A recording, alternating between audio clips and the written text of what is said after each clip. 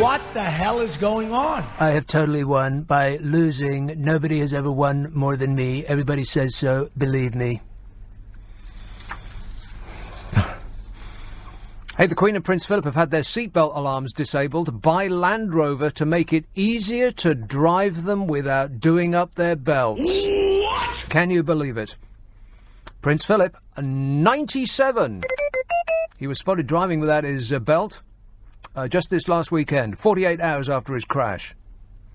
And the Queen was pictured not wearing one this week. So that's how they do it. Because if you get into my car's so old that it doesn't come with bings and bongs, nothing so advanced. But if you get into your modern car and you don't do up your seatbelt, it's just on and on and on. Said he must have complained. And it was, they removed that bong with great vengeance. They probably had Harry come along and shoot it. A source told the Super Soaraway Stun that Jaguar Land Rover was instructed to disable the alarms for the Queen and Prince Philip that indicate when you haven't put your seatbelt on. And they should have just said no. It's the blooming law, innit? Yes. They said it's so the driver doesn't have the continuous warning beeps if they don't wear a seatbelt. Well, here's how to avoid those continuous warning beeps. Wear your blooming seatbelt. They said, no, they didn't say anything. I've told you what they said. Stop asking. Prince Philip is pictured wearing a seatbelt in the passenger seat after being given an official police warning last week for not wearing one. Yeah, right. They gave him a warning. Warning, warning. Sure they did. An official police warning. Maybe he didn't hear it over the sound of all that bowing and scraping. The racket of the genuflection all round him must make it hard for him to hear anything. And the Queen, if you can believe this, was spotted being driven to Sandringham Women's Institute meeting not wearing a seatbelt either. Why? Why not? Joshua Harris, director at road safety charity Break, said, simply put, seatbelts save lives, are required to be worn by law, and you can face a hefty fine if you're not wearing one. Yeah, that fine being dependent on how you answer this question. Are you a member of the royal family? Yes being the correct response. Yes. Prince Philip was last seen breaking the law on Saturday when driving his new car along a country lane, just a mile from the scene of the collision on Thursday. Has anything happened with that yet? Have they apportioned blame yet? Can we go straight to the point where nobody was found guilty of doing anything of any sort whatsoever? Philip pulled out of a side road on the the A149, as he was supposedly dazzled by the sun. Did I mention that he's 97 years old? He then passed an eye test. I mentioned this at the time. You know what the eye test is? It's when a police person uses his eyes to see whether you are Prince Philip.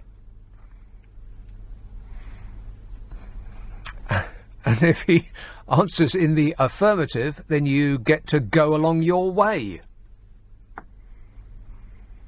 I'm not saying it's one rule for them and another rule for us. It's just that all the rules are for us and none of the rules are for them. Correct. Don't you try driving without a seatbelt, by the way, because you will be subject to the full force of Her Majesty's law. And she was in a hurry, naturally, because she was going to tick us off for not getting along. I thought we were getting along fine, not getting along. I actually think that people are enjoying this. I mean, has it occurred to you that people are actually getting off just a little bit on the enmity that is in the air? It's a chance to scream and shout.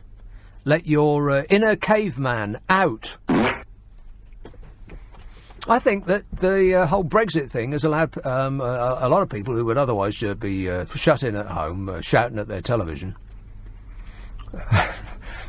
picking faults with Fiona Bruce. Oh, that vase isn't worth nothing. That kind of thing.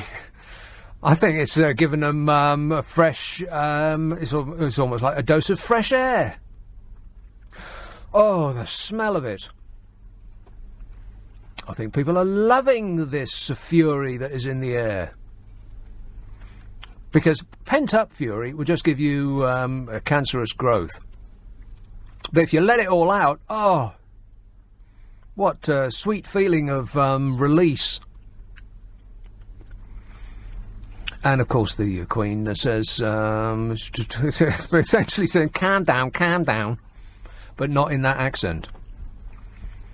And people who are instrumental in the enmity that is in the air rushed to the Queen's defence and said, "Oh, well, quite right, Your Majesty," as they do with everything that she says. That's the genuflection part that I was mentioning earlier on. Ministers raced to praise the Queen today after she urged people to seek common ground in what people are regarding as a plea for compromise on Brexit. Anybody remotely interested in compromise? No. I think we would have found them by now, if they did exist. The ministers took a break to say how marvellous was the Queen's idea for working together. This was immediately after those same ministers were tearing strips out of each other, and just before they started calling each other names and threatening to resign if they don't get their way. Her Majesty stopped them punching each other's lights out for about 10 seconds. Oh, fabulous. And she was speaking at an event in Sandringham, which sounds properly posh. And the Queen stressed the importance of respecting other views and said everyone needed to help to keep, the big picture in mind. What's she talking about? Respecting other people's views. How about respecting the law would be a good place to start? I mean, it's in your name. These comments have been endorsed by a slew of senior politicians who don't actually abide by those principles, but are desperate to get in her good books in case a gong should come their way. And some, I assume, actually believed it. Chancellor Philip Hammond said, "I think there is huge wisdom in those words, and we should seek compromise, we should seek common ground, and we should seek a way forward." Common ground? Common ground is the ground over which the two sides are chucking stones at each other. He says it's been our enormous strength over centuries that we have been able to find compromises that bring the nation together. What's he on about? Has he read the news? Everybody hates everybody else. Mrs M's official spokesman said, the Prime Minister's own view is that we should always show great respect for the point of view of others, even if they are idiots and their views are moronic. I may have made part of that up. Conservative MPs and ministers took to Twitter to express their support of the Queen's words, as is their wont. The usual hem sniffers and cap doffers said, "Well, Her Majesty is correct, as Her Majesty always is. She speaks with great wisdom, but Her Majesty is the most wonderful judge of the situation, as one would respect of Her Majesty." And on and so forth, and then they resumed lobbing bricks and thinking up names for Ramonas. I think people are enjoying it. I mean, I know that people are saying they can't stand it anymore, and please don't say another word about it anymore. If I've ever heard the B word again, my brain will explode. But I get the feeling, am I the only one? That the nation is actually feeling like life, as like an electric jolt up the body.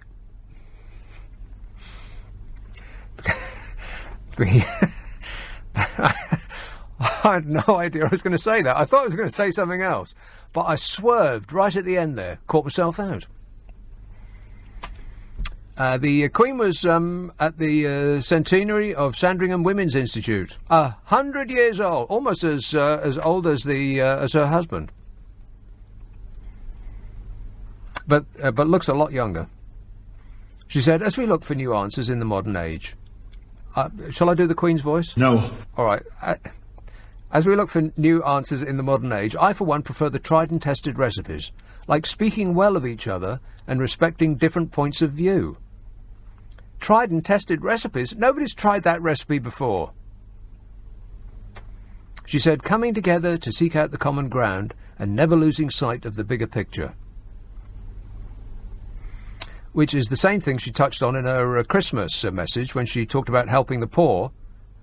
But no one could pay attention to what she was saying because we were transfixed by the sight of a woman talking about the needy in front of a gold piano.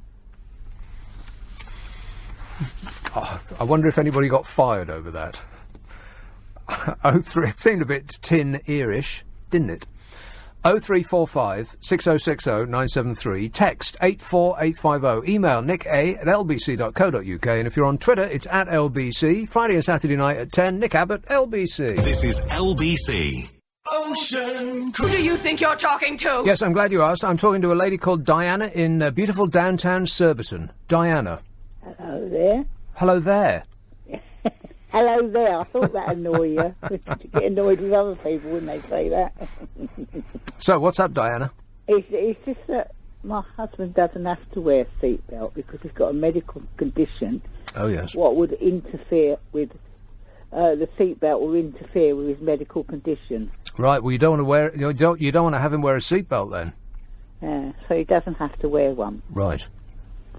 Okay, so there's certain people what unfortunately have medical conditions, and whereas if they wear a seatbelt, it interferes with the medical condition. Yes, no, I'm certain that that's true.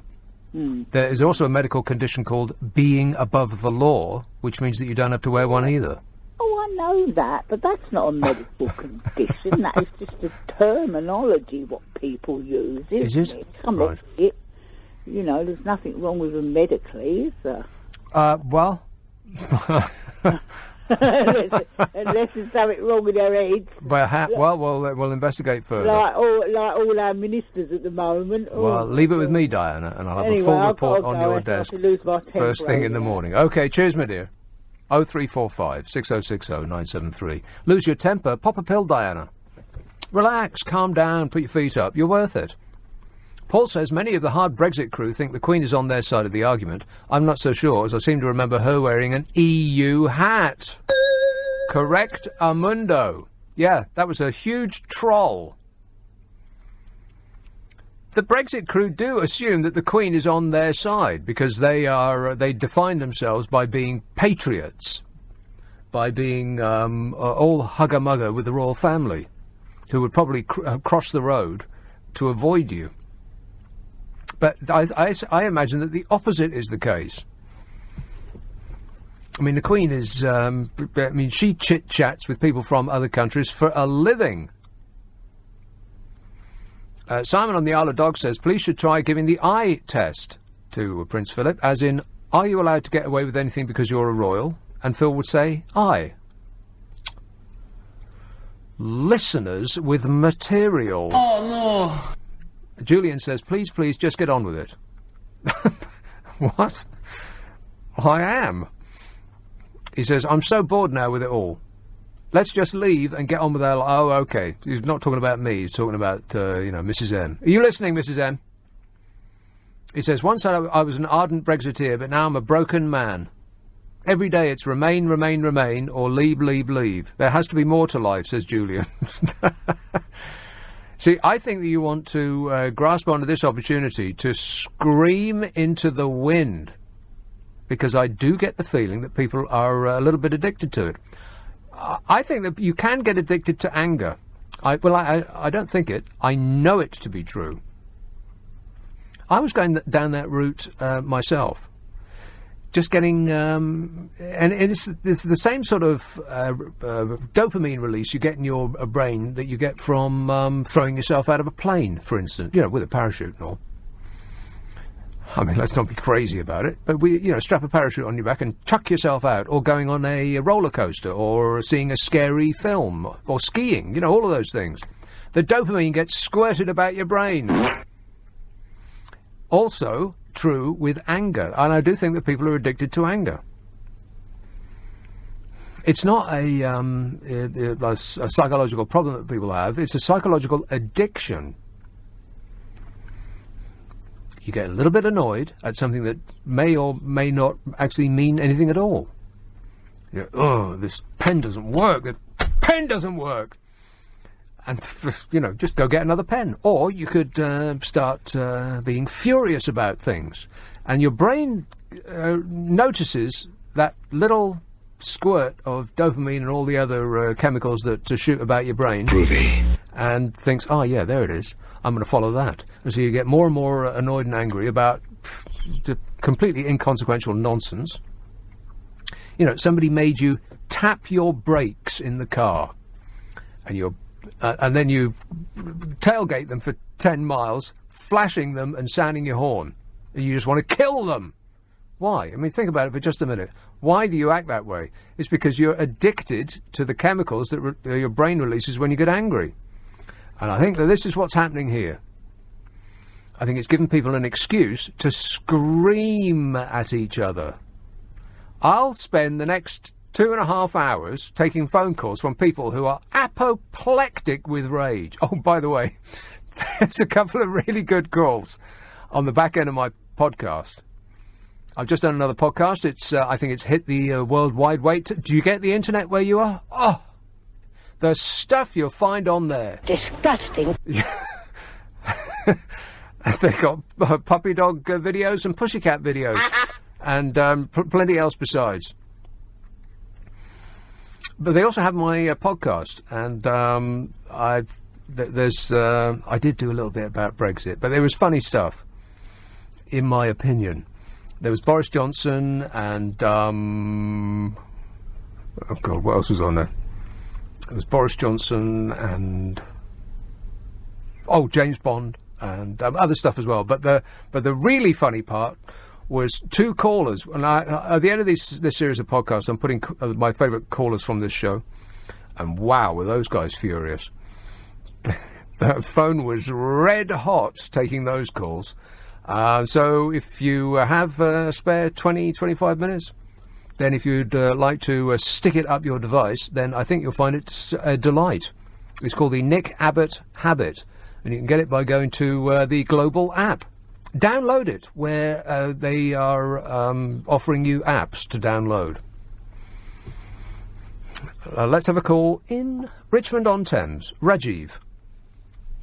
Mr. Nick Abbott, good evening to you, sir. Yes, Rajiv. And what an honor to be able to speak to you. I just like to imagine. say that this is this is a great advert for the owners of Land Rover that was rolled over 3 or 4 times by Prince Philip. And the owners of this Land Rover are Indians. And this is a great advert for Land Rover that you can roll over and you can still survive. Yeah. Just and I think skip the sales lightly of Land away. Rover are going to go up. And, well, I don't know. I mean, how much did it cost to give them a free... I imagine they're freebies, that they just sent another one round for free. I very much doubt they asked for any money for that. No. They're not. This is a great advert. I mean, they're just going to say that, look at it. Man married to the Queen of England, rolled over by his own, by his own mistake or what. Well, we don't know that yet. I don't think. Have they even opened an investigation yet? They have not even opened it. You see, this is it, because it's a Land Rover and it's Prince Philip. And, this is a guy who went to China and he said to British students that if you live here long enough, you'll have chinky eyes. Slitty eyes, yeah. I just wish him good luck that he survived. And he only survived because Land Rover is made by the Indians. And, honest to God, and, he was not wearing a seatbelt. I mean, what is it about royalty that everybody in the country has to wear a seatbelt? And if they don't, they get fined. What is it about royalty that they think that they can flout the laws? I mean... Well, everybody thinks they can... Wait a minute, Roger, hang on. Everybody thinks that they can flout the laws. It's just that the only people that actually can are members of the royal family. Yes, sir. Yes, sir.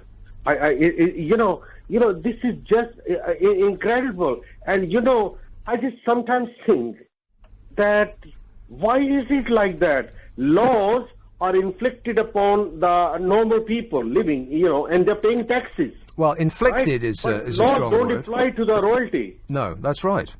Even though it is It's so Her unfair. Majesty's law. People get locked up in prison, Her Majesty's pleasure. Yeah. I mean, this is also another thing which is very How ridiculous, much I find. pleasure can one Her woman Majesty's stand? Pleasure. Why do they say that? They should just lock people. What Her Majesty? You think the Queen is sitting in her Buckingham Palace or Sandringham, and she's taking pleasure Yes. about all these people locked up Yes, in their she's measuring her pleasure on a daily basis. Is she measuring her pleasure on a daily basis? Yeah, with a ruler. These people living in horrible conditions, Her Majesty HMP. See, I They thought should- it was a summer camp. It very much depends on who's doing the arguing and what it is we're arguing about. But depending on sometimes depending on the point I of really view, don't believe, Mr. Nick Abbott, they say I really it's think like a that summer the camp, days with of the Sky royalty TV have and come to an end. fluffy pillows, and we've got carpets in there, and amusements, and snooker, and everything. Really, you know what? I tell you, Mr. Nick Abbott, I tell you, lot of people, I really believe, the most fundamental thing that a human being enjoys is his freedom. Well, And, I don't know. I when mean, they do take away most their people freedom- do most people who call this show sound like they're actually enjoying their freedom, or are they just just up to their eyeballs in fury about everything? I don't think people I just enjoy like their to freedom. Ask you, what is going to happen to Prince Philip? Is the police going to charge him for not wearing a seatbelt? Let's just skip to the part where he's found completely innocent of all charges, and no further action will be taken. Right, no further action will be taken. Yeah. Why is that? Is it because he's married to Queen? Is it because he's Queen's subject? Is it because this is a man Yeah. who was actually captain of the ship. This is a guy who actually led a ship into the sea. He was a commander of the ship, and this is a guy who can't even drive a Land Rover. Can you imagine that? Can you imagine that? Better not let him on the poop deck, Rajiv? I mean, I can't believe. I just can't believe. He sounds more like Columbus. Columbus wanted to go to India, and he ended up in America. Now you're a perfect example of what I was talking about before. You love, because I've taken a call from you before, and it starts very very calm and very quiet, and then within the space of volume. Yes, within about 5 minutes you're screaming at me. You know why? I'll tell you why. It's because you're addicted to anger. You see, Nick Abbott, It's not because you come from India. That's the most racist thing I've ever heard in my life. You come on this show and denigrate the good Indians. How dare you? Thanks a lot, Rajiv. You're making a lot of sense. 0345 606 973.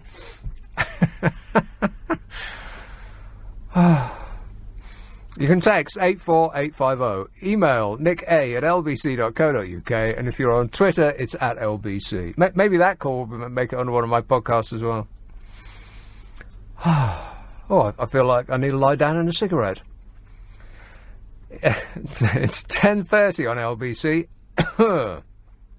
Straight face. The news headlines with Zora Sullivan.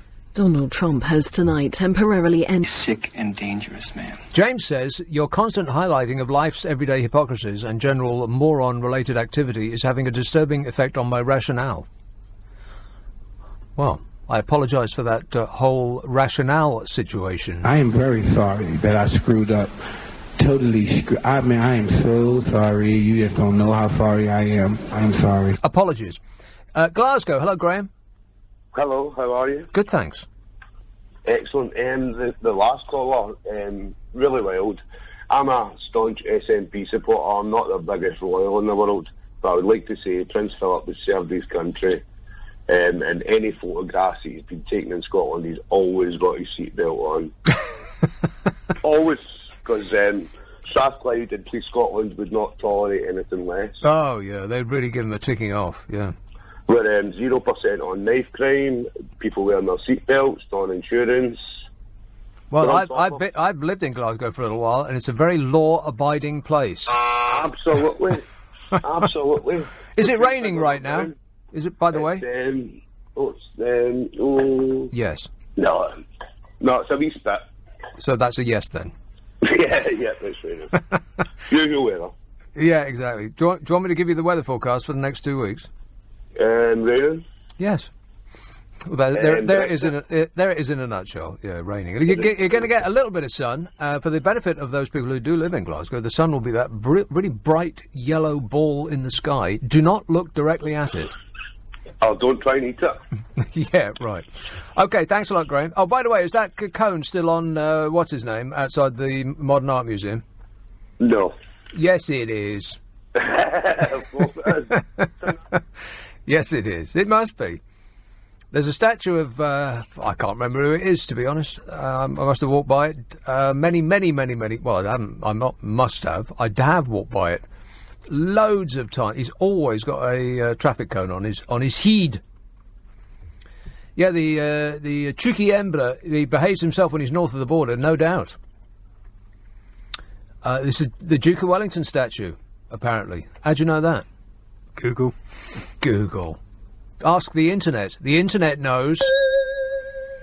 Romani Paul says, I can make stuff up in my head, but I'm unable to get angry about it. Meeting you halfway, Brexiteers. Oh, go on, Paul. Force yourself to get angry. You never know, you might like it. Let's have a call in Brixton. Simon. Hi, Nick. Great show. Thanks. Good. I think that people are a bit harsh about Prince Philip having a car crash, and this idea that, all old people shouldn't be allowed to drive just because one guy had a car crash, I think it's almost like racism, isn't it? I mean, the woman that was driving the other car... No, it's nothing like racism. It is a bit, because... Well, it isn't even slightly. It's a prejudice against old people. Yes, but there's a reason for the prejudice. Racism is prejudice without reason. Well, someone might have a bad experience of one person of one race. Well, Simon, if I came over and stabbed you, would you be inclined to dislike me as a person? I would be inclined you would have exactly. You would have reason. Well, I think this... OK, the other driver was a woman. I don't see people saying, let's stop women from driving. Well, I do all the time. That sort of casual sexism is just chucked out without thought. Women drivers, people say. Well, this thing about not wearing a seatbelt as well. I mean, I'm pretty sure lots of people do lots of things at the wheel that they shouldn't. He just happens to be caught. And they should be prosecuted. I don't...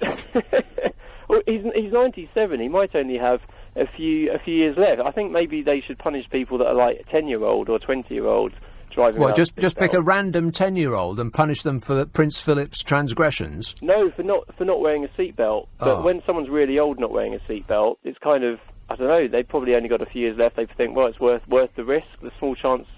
I mean, especially if he's crashed the week before. How is not putting your seatbelt on worth any risk? I mean, what difference does it make that you do or you don't clunk and click? Oh, you better not say that phrase. That has connotations. Clunk, click every trip. Warning. Don't say that. Well, he could be pregnant. And then it would crush his... that's unlikely, isn't it? But I think it's unlikely that Prince Philip will change his sex at this advanced stage in his life. I mean, he's perfectly capable of doing just that, and I would support him in that life choice, but I doubt that's him. Well, I mean, maybe the real crime is the fact he's driving a 4x4. I mean, he should be driving a nice electric... an electric vehicle saving the planet. Yeah. But that's not really like them, is it? I mean, we keep hearing tales about, members of the royal family going around and turning off a light bulb in an empty room, like they're doing their bit to protect the environment. Oh, please. They're doing their bit to kill the environment.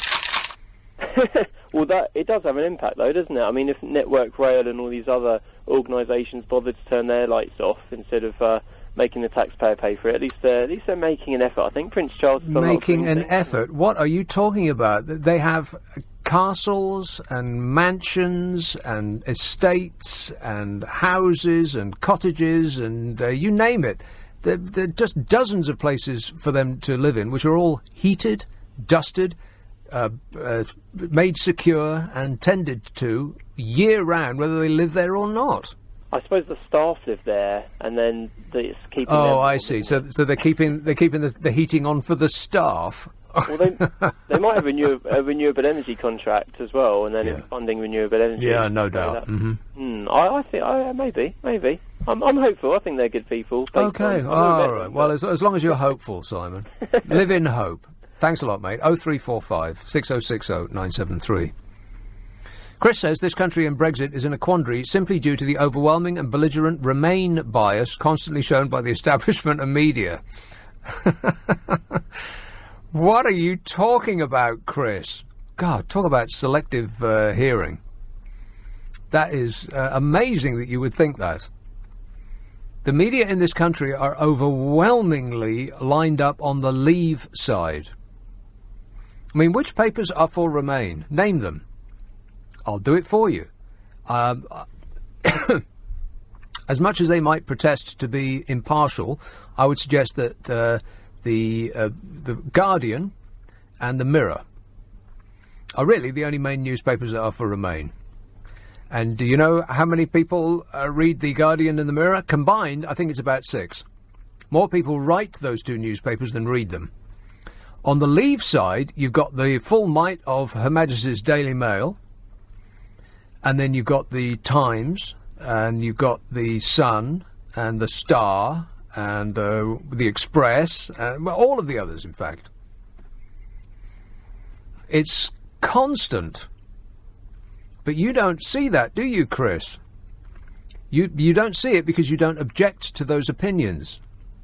You know, and it occurs to me over and over again that whenever I hear people from the right decrying those younger and on the left of being snowflakes, that they've actually got it completely the wrong way around. Donald Trump does this all the time. Things that he is guilty of, he accuses others of doing. It's classic deflection tactics. Oh, shut up! Yes, Donny, you. When the old and the right wing call the young and the left wing snowflakes for being aggrieved that they are, that the old have ruined the planet and gifted this ruin just moments before they shuffle off this mortal coil. They're snowflakes. If being a snowflake is objecting to hearing an opinion that does not coincide with your own, then it's the old and the right wing that are snowflakes, not the young and the left. But you can't tell that to them because they'll just go purple-faced and start screaming at you. Like this guy, Chris, because most of his messages in capital letters with 3 exclamation marks at the end, which is the written down form of screaming at me. This country and Brexit is in a quandary simply due to the overwhelming and belligerent Remain bias constantly shown by the establishment and media. How deluded can you possibly be? Wake up, Chris. It's later than you know. Meanwhile, Helen says, oh, do shut up about the royal family. You are way OTT. The Queen and the Duke have given up so much for this country. Oh, come off it. Given up? Given up what? I've mentioned this. Well, I'll read the whole thing and then I'll try and deal with each issue as it comes up. The Queen and the Duke have given up so much for this country, and Princess Anne does her bit. You wouldn't like to be watched all day, every day, and at 90 have to spend the evening shaking hands.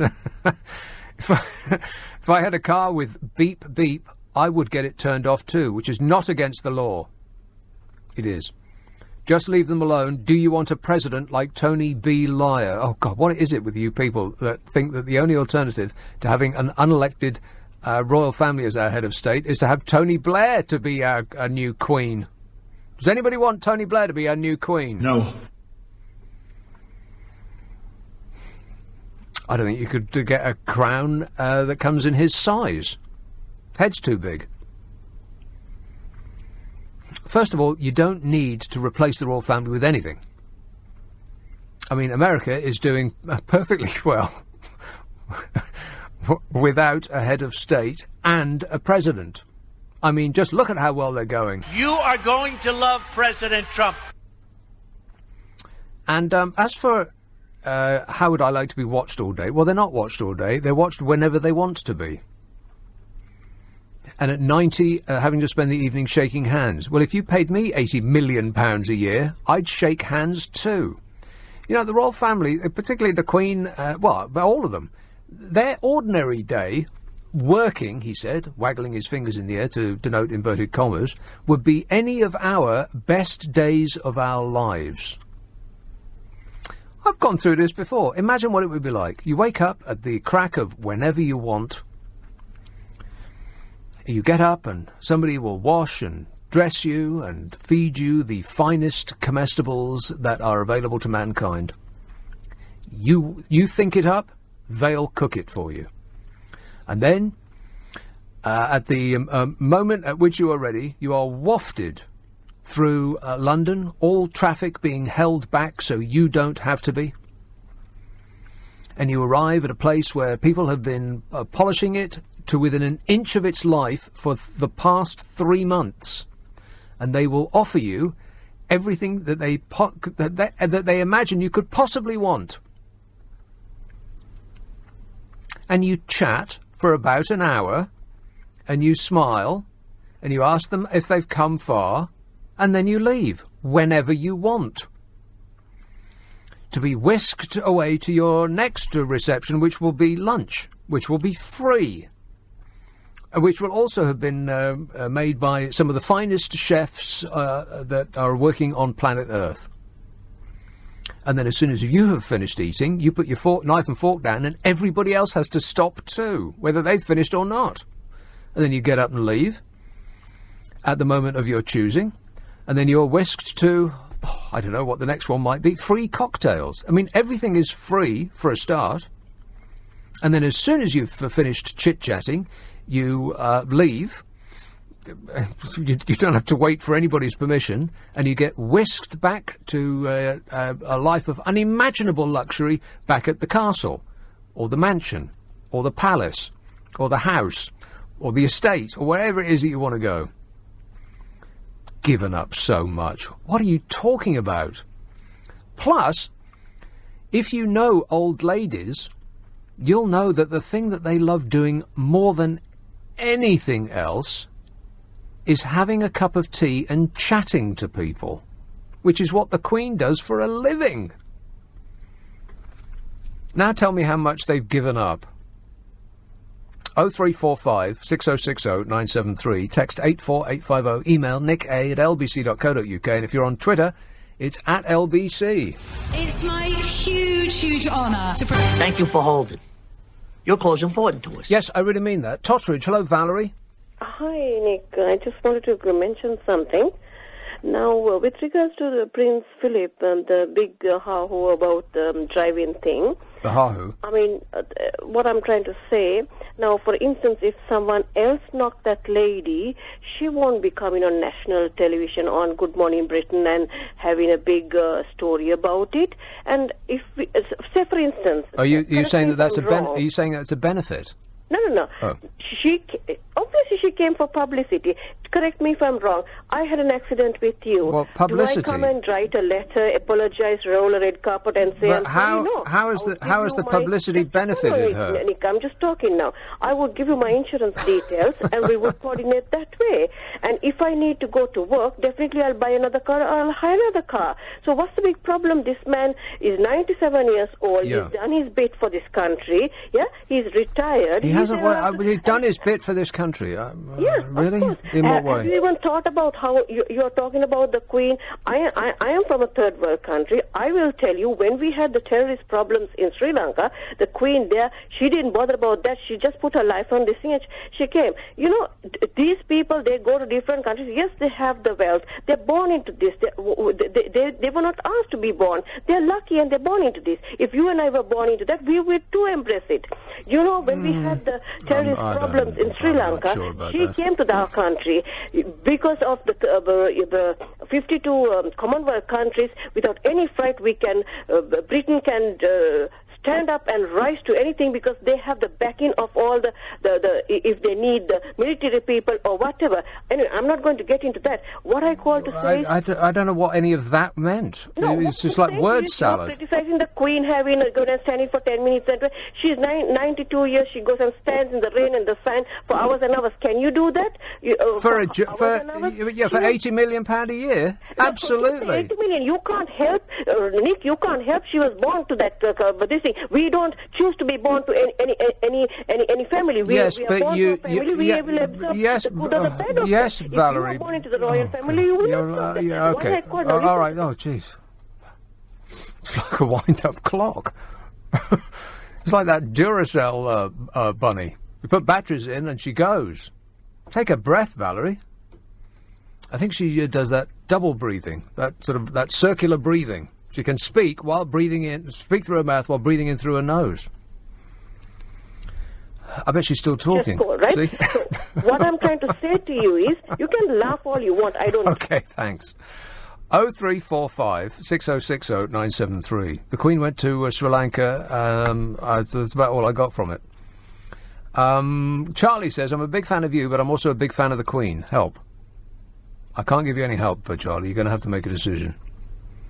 You can be both. Just choose both. Sven says, under such public scrutiny, they're giving up the freedom to be like normal people, get drunk, the odd business irregularities, drive without a seatbelt. Oh, hang on.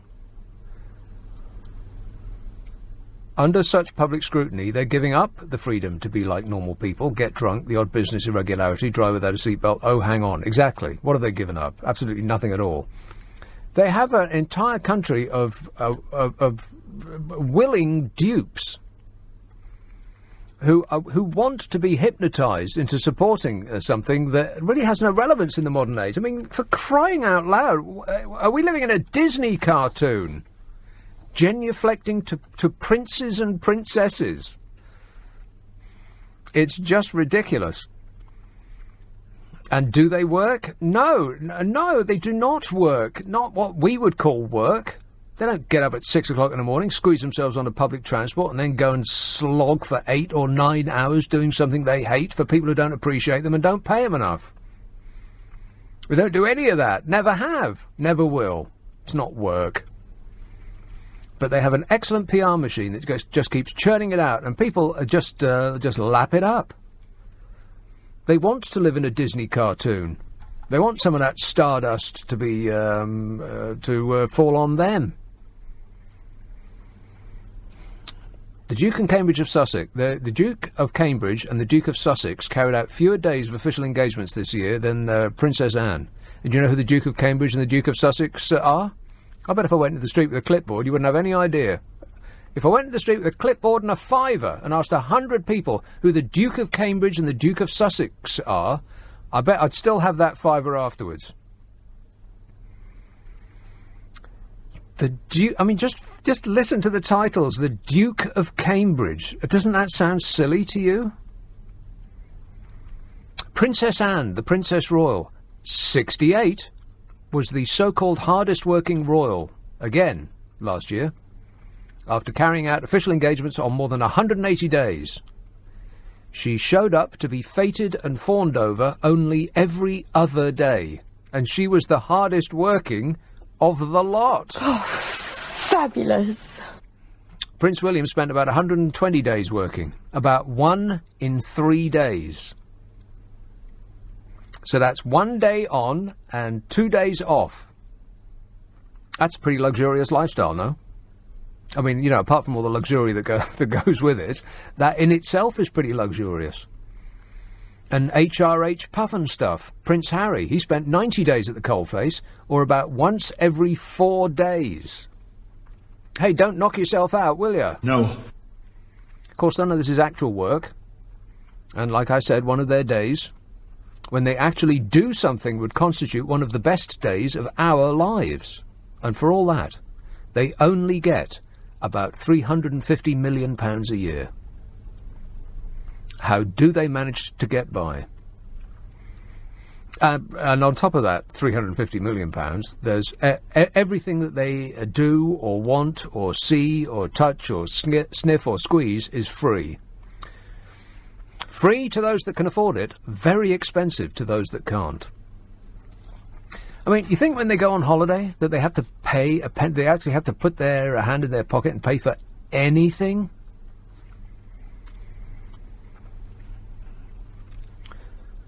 Oh 0345 6060 973. Lindley says, question, who supplies the royal houses their gas and electricity? Answer, I'll give you the answer. We do.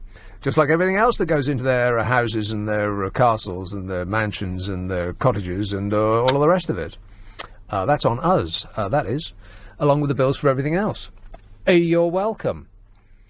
0345 6060 973. Text 84850. Email nica@lbc.co.uk. And if you're on Twitter, it's @LBC. Friday and Saturday night at 10. Nick Abbott, LBC. Would you mind telling me what this is all about? Yes, sure, why not? 0345 6060 973. Well, at the moment, it's kind of all about the royal family. I didn't really intend to speak about them much tonight, but, people get furious when mention of the Queen. If you don't doff your cap and sniff the hem, then people just get berserk. I do believe that this nation has been hypnotised into believing that way. I can't come up with any other reason why we still act in this Disneyfied manner towards the royal family. It just seems so silly to me. I mean, what year is it? Which century are we in? Rob says, sell the royals to the USA, they love them so much. It disgusts me we still pay for this rubbish. Well, I don't know, I'm not sure if rubbish is quite the right word. But how about if I end that sentence, it disgusts me that we still pay for this, full stop. There, that's better. See? There's nothing wrong with being polite. Be polite! This text says, I think Prince Philip should be allowed to drive, but only if he gives Piers Morgan a lift. Piers Morgan, I mean, I don't watch that show because I'm not in a home. But Piers Morgan seems to have successfully created for himself a character that people appear to like to dislike. I mean, he seems to have made a really big effort to make himself a sort of comedy figure of hate. And he's probably doing very well from it. No doubt. 0345 6060 973. Chertsey. Hello, Tony. Oh, hi there, Mick. Tony. Hi. I've always thought that the Royals had quite a tough job, really. You know, I mean, in particular the Queen and all that waving. You know, she could almost risk RSI with Yeah. that. Mm-hmm.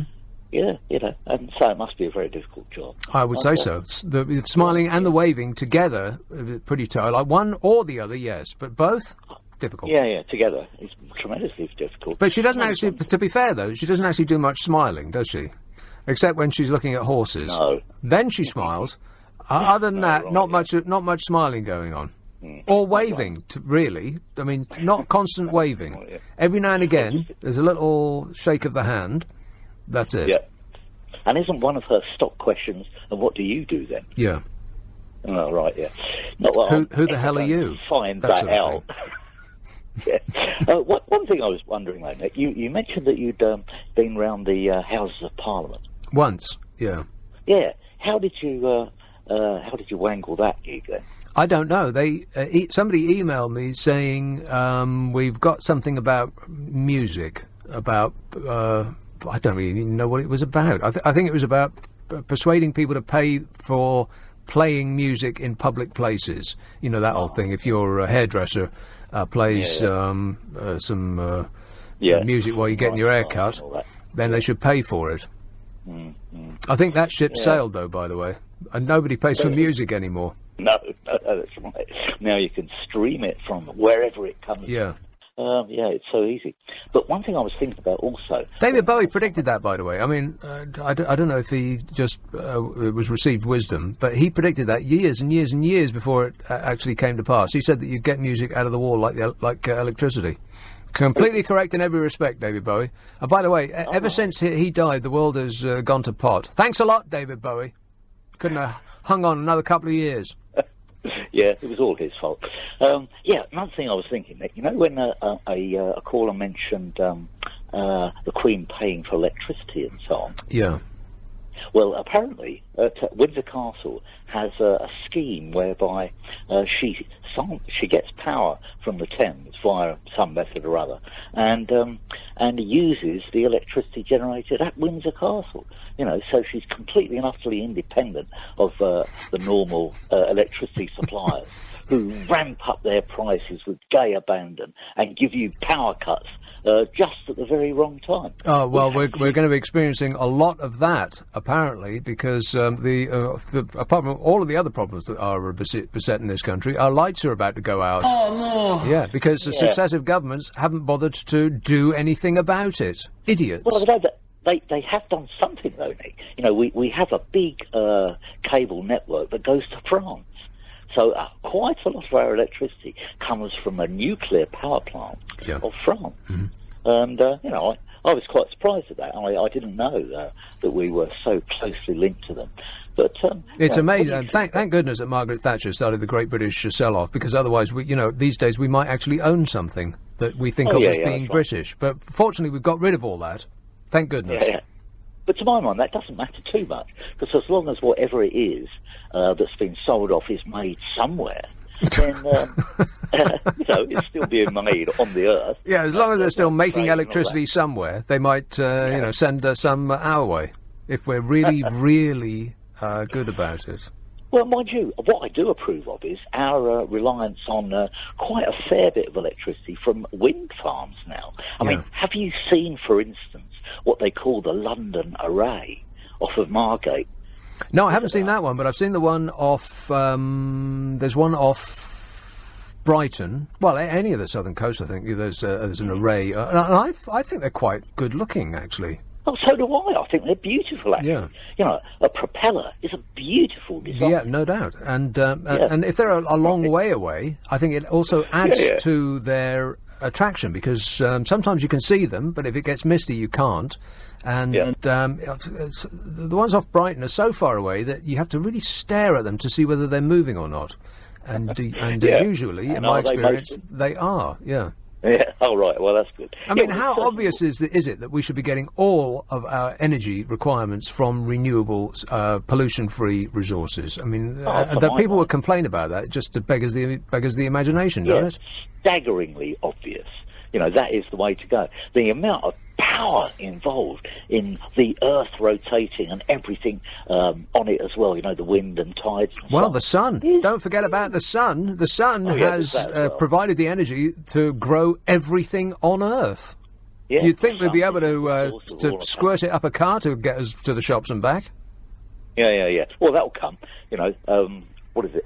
When you get a star in your car with the power of hydrogen fusion, which is just around the corner that we can get that, then our energy problems will be solved forever.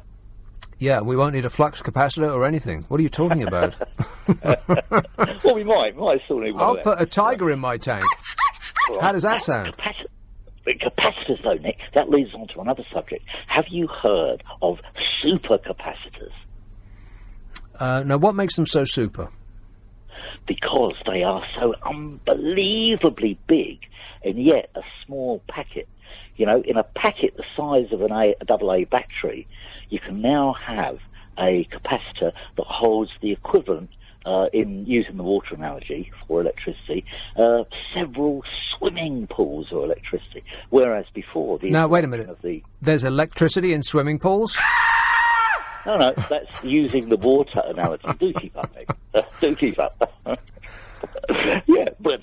you know what? Hey, guess what's just happened? Oh, the lights have gone out. The lights have gone out. I can't believe it. Your arms about. I'm going to have to do just that. All right, thanks a lot, Tony. I am stunned. So I'm waving my arms about like I just don't care. Unfortunately, they've come back on. But there will be a point at which they don't. And it'll be the fault of this government and the previous government and the one before that and the one before that. Morons. We're being run by morons. Oh, This text says... oh, no, I've read that. Jules says, you've really messed up your chances of getting a dukedom this evening. Word had it that you were going to be honoured in Her Majesty's birthday honours. Now you'd be lucky to become Harry and Meghan's nanny. I read something of the order of they're not going to have a nanny, they're not going to have a bespoke baby minder. They're going to rely on their nanny instead. And I thought that's what a nanny was. Oh no, we're going to save the public an enormous amount of money by not hiring a baby minder. We'll just leave it with the nanny instead. Well, what's a nanny do? Let's have a call in Edgware. Ian. Hello, sir. How are you? Good, thanks. I love your show about the royals as well. I had it pointed out to me by an little old lady once. She said, I don't envy the Queen, you know, and I said, it's true. I said, she doesn't envy me. I bet. And when they say about paying her bills, of course, if she did pay for everything, you know whose money she'd be paying for it, doesn't it? Ours. That's the one. So it's a good job That's to all get... I got from me. All right, thanks a lot, Ian. When I struggle to pay my bills and wonder what I'm going to eat, it always warms me that the thought that they will never want for anything. No. Well, be happy with that. I will. That thought will keep you warm. Thanks a lot, Ian. 0345 6060 973. Adam in Leeds says, I do agree with you about the royal family. However, Princes William and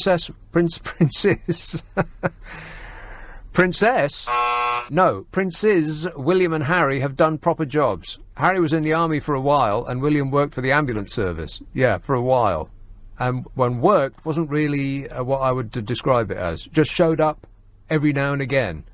You know, just like a worker can. Not really work. It was more like a sabbatical. It's more like what a student does during the summertime. Paul says, Elmer Fudd, Yosemite Sam, Droopy and Deputy Dog all rolled into one. A tremendously bad president. What's that got to do with what we're talking about? Oh, by the way, Donald Trump. I wondered who would blink first. Donald Trump has been bested by Nancy Pelosi. A tiny little woman. And it must really rub him up the wrong way to be bested by a tiny little woman. Oh, shut up! Yes, Donny. By backing down, I have totally won. My defeat is a great victory. I've been beaten by a small woman called Nancy, and she didn't even need paying. It's a total disgrace to say I'm a loser. I'm the best loser. Everybody says so. Nobody is more tremendously successful at losing than me. It's true. 0345 6060 973. Text 84850. Email nick@lbc.co.uk. And if you're on Twitter, it's at LBC. Friday and Saturday night at 10, Nick Abbott, LBC. This is LBC. Britain's Conversation with Nick Abbott. What's he got to be depressed about? Well, all of the people that seem to be most firmly in favour of Brexit seem to be leaving the country. Oh, no. I'll come to that in a minute. First is a call in Cheam. Hello, Russell. Good evening. Russell. How are you? Great, mate. Good. I was listening to your broadcast about the royal family. Mm-hmm. Rant, I think that's the word you were looking for. My rant. Well, yes. I'll call it a broadcast. Diatribe. Nice. I will always try to be nice. But talking about how many days they work, how many days they don't. Mm-hmm. Now, at the end of the day, the royal family, as it is a monarchy, it still brings in business. You can sort of class it as a business. No, well, you can. Yes, they certainly run a very aggressive business, but they don't bring in money. That's your opinion. But let's call. Well, no, it is. It is a very aggressive. It's a very aggressively run business. I mean, the Queen's. Okay. Well, even so, we can agree it's still a business. Yeah. They run a business for their benefit. We both agree. Then it's a business. The royal family is a business. Right. Okay. We agree on that. So. Any business, they work the days, whatever. So you're saying the days these guys work. So Harry, William, where's the days they work? 1 in 3, 1 in 2. Okay. Not 1 in 2. Now, no. Yeah. Okay. But you've got to say, like, my opinion is, say a small company, which I do. I run a small company. Mm-hmm. There's only 5 of us. Do you get to pay any amount of tax that you like? Well, no, hang on. Does the income come in whether you work or not? Could you please let me finish? Look, Go the income ahead. comes in whether I work or don't. It always comes in for the jobs that have been done. So please, if you can let me finish and Yes. say what I want to say. So when you run a business, now there's a lot behind the scenes you don't see. There's a lot of hours put in and days put in that aren't in the working day. Yes, but they don't do any of that. In all fairness, they don't do any of that, Russell. Hang on. You're making a false How equivalency. do you know they don't sit back afterwards? Oh, and go through the books? And arrange. Oh, please. What are you There's talking a lot about? of time You think the Queen's up that all is- night checking to course see she isn't. whether the roof needs fixing? No, but they must sit back and say, what do we do about this? What do we do this in out of hours? Like what? So it's not unreasonable to think. It's not unreasonable to think that they must put in time out of hours behind the doors. Doing what? Of what their processes or what they should put in place. for Doing the what? next- Well, who knows? But do you really think, in all honesty, that any business runs without anything behind the doors? That's not possible. Russell, the Because Queen does not run the family business. Of course she doesn't. But you can't turn around and say They have an Harry, army don't of put they in have an hours. army of staff Of course and they do. servants to do that, Yes, of course paid for they do. by But us. They have to be run. They have to be run. Somebody has to make the decisions. Yeah. And at the end of the day, they must sit back at times and put hours in that aren't counted for. That's not unexpected. That's not abnormal. So, in all fairness, Are you trolling me or are you serious?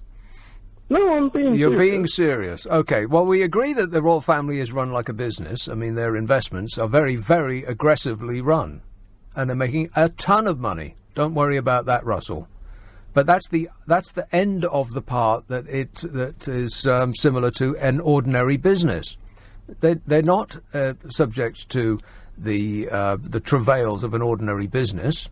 Their money comes in regardless. If they did absolutely nothing for the rest of their lives, they'd still get paid. The showing up and the waving and the smiling is PR. And if you got paid that much, Russell, you'd show up and smile and wave as well. Not that actually there's much smiling goes on. and they get to pay the amount of tax of their choosing. I mean, how luxurious is that? No business on earth is run like that. It's only like a business when when their finances are concerned. Other than that, it ain't nothing like a business. It's ludicrous to suggest otherwise. Fred says, I have to ask you this. Are the royal family reptiles? I think I can... Well, that's just an assumption on my part. I suppose you shouldn't assume anything. But I'm going to say no. Stephen Kennington says, I wish I could be as lazy as the royals and given all those millions. It must be hard work knowing what to do with it. As they don't seem to pay for anything, I imagine they don't really think about what to do with it, because everything's free, on top of all the money that comes in. The organisation Republic says, the monarchy has never been funded like other public bodies, which are usually set an annual budget based on what they actually need to spend. And that part's true, whether you agree with the organisation Republic or not. Other public bodies are usually set an annual budget based on what they actually need to spend, yes? And until 2013, the cost of the monarchy, that is the Queen and her role as head of state, and the other working royals, are funded by a civil list payment and a number of separate grants covering travel and property and maintenance, communications and other expenses. And all of those costs are now rolled into one single annual payment called a sovereign grant, which has been set at 25% of surplus revenue from the Crown estate. And that's the publicly owned property portfolio and all of the stocks and shares and all of the rest of it. That is the part that's aggressively run, like I said. They've got city grandees and no end of experts to run that portfolio, extracting the maximum amount of money from it, because the Queen gets 25% of the surplus revenue. So it's in their interests to really drive it up. And that resulted in a payment of £76.1 million last year £76.1 million. It's amazing that she's not smiling all the time. But the sovereign grant is just one part of the total cost of the monarchy, because the security bill is on top of that, and that's picked up by us. And the cost of the royal visits are borne by local councils, which is also picked up by us. I mean, did you ever wonder how much preparation goes into when the Queen or Princess or Prince come to town? I mean, the amount of money that comes from the budget of councils that haven't got enough money to pick up your rubbish and provide carers and fix the potholes in the road and all the rest of it, but it's an open checkbook when the Queen comes calling, because everything must be painted from top to toe, the grass must be sprayed green, the earth must be polished to a shine, food and victuals of every description must be provided for free. And it just goes on, and everybody in that council building who has is within spitting distance of where the Queen is going to be will take the whole of the day off, and probably weeks before that, and making preparations. I mean, the amount of money that it must cost to get a royal visit done, incredible. But we pay for that. It's PR for them, but we pay for it. Meanwhile, the income, and that ain't even it. The income from the Duchy of Lancaster and the Duchy of Cornwall, despite belonging to us, goes directly to the Queen and Prince Charles, depriving the Treasury of tens of millions of pounds every year. And when all this is added up, you find that a yearly spend from us poor dopes who pay taxes, £345 million. And people have been so hypnotised and deluded of years and years of a highly efficient and expert PR campaign to defend that to the death, and to be outraged that anybody says anything negative about this situation, which is obviously ludicrous. I mean, they must be one of the richest. They are one of the richest families in the world, but they live the richest life of anybody on earth. Name another individual that lives a bigger life, that has as big a palace in the centre of one of the number one city in the world. I mean, New York is the only other place that could possibly compete with London. Who else has got a park in the middle of New York or London? No one. Who else gets horse riders with all that regalia marching in front of them? Who else gets traffic stopped for them? Who else can do anything they want and express no opinion, and not have to show up to do anything, to live that life? They are for the life that they live, they're the richest family in the not only in the world, but probably that the world has ever seen. £345 million we spend. And Princess Anne's been named the hardest working royal each year since 2015. And here's the kind of things that the royals call work. This year, or last year rather, Princess Anne's engagements included going to Chile for what looked like a holiday for the 200th anniversary of the Navy, and observing the annual census of the swan population on the River Thames. And she did stuff like that every other day, 180 days in total. Normal days worked in a year for poor, impoverished, just about managing subjects, 250. And those would be actual working days, not just swishing in, taking tea, cutting a ribbon, and asking some carefully selected grovelling oik if they've come far. But I may have all this wrong, in which case you can correct me. 0345 6060 973, text 84850, email nicka@lbc.co.uk, and if you're on Twitter, it's at LBC. Fred says, oh no, I've read the reptiles thing. Mark in the Isle of Wight says, would you sneer at any other royal families of the world, or is it just our one? Just thought I'd ask. Yeah, all of them. Sneer?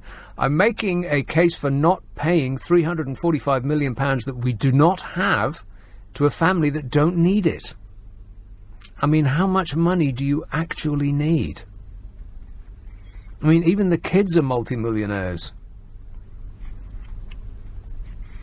Hazel says, how about you, Nick? Just a couple of hours chatting a day. Work? Well, no, that is true. This ain't work, but nobody pays me £345 million a year. Not quite. 0345 6060 973. Hey, look, it's 11:30. The news headlines on LBC with Zora Solomon. Donald Trump has tonight temporarily ended the... This is LBC with Nick Abbott. I enjoy working with people. You bet I do. Frank says, why don't you just admit one, you wish to live in a republic and you are a Remainer? Why don't you just admit one, you wish to live in a republic and you are a Remainer? Does that make sense? No. I'll edit it mentally. I'm going to do it in my head. Why don't you just admit, one, you wish to live in a republic, and two, you are a Remainer? Well, everybody's joined the Jets and the Sharks, haven't they? You're either a Jet or a Shark. And I think this goes back to what I was talking about earlier on, that people actually are enjoying this moment when they have an excuse to get splenetic and start raging at each other.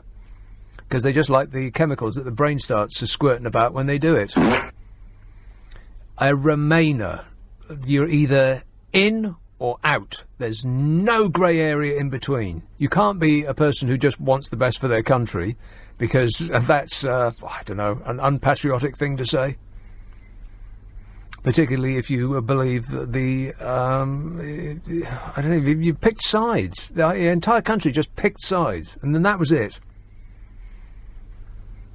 It's either black or white. There is no grey. Well, you know what? There is grey. There's a multiplicity of greys.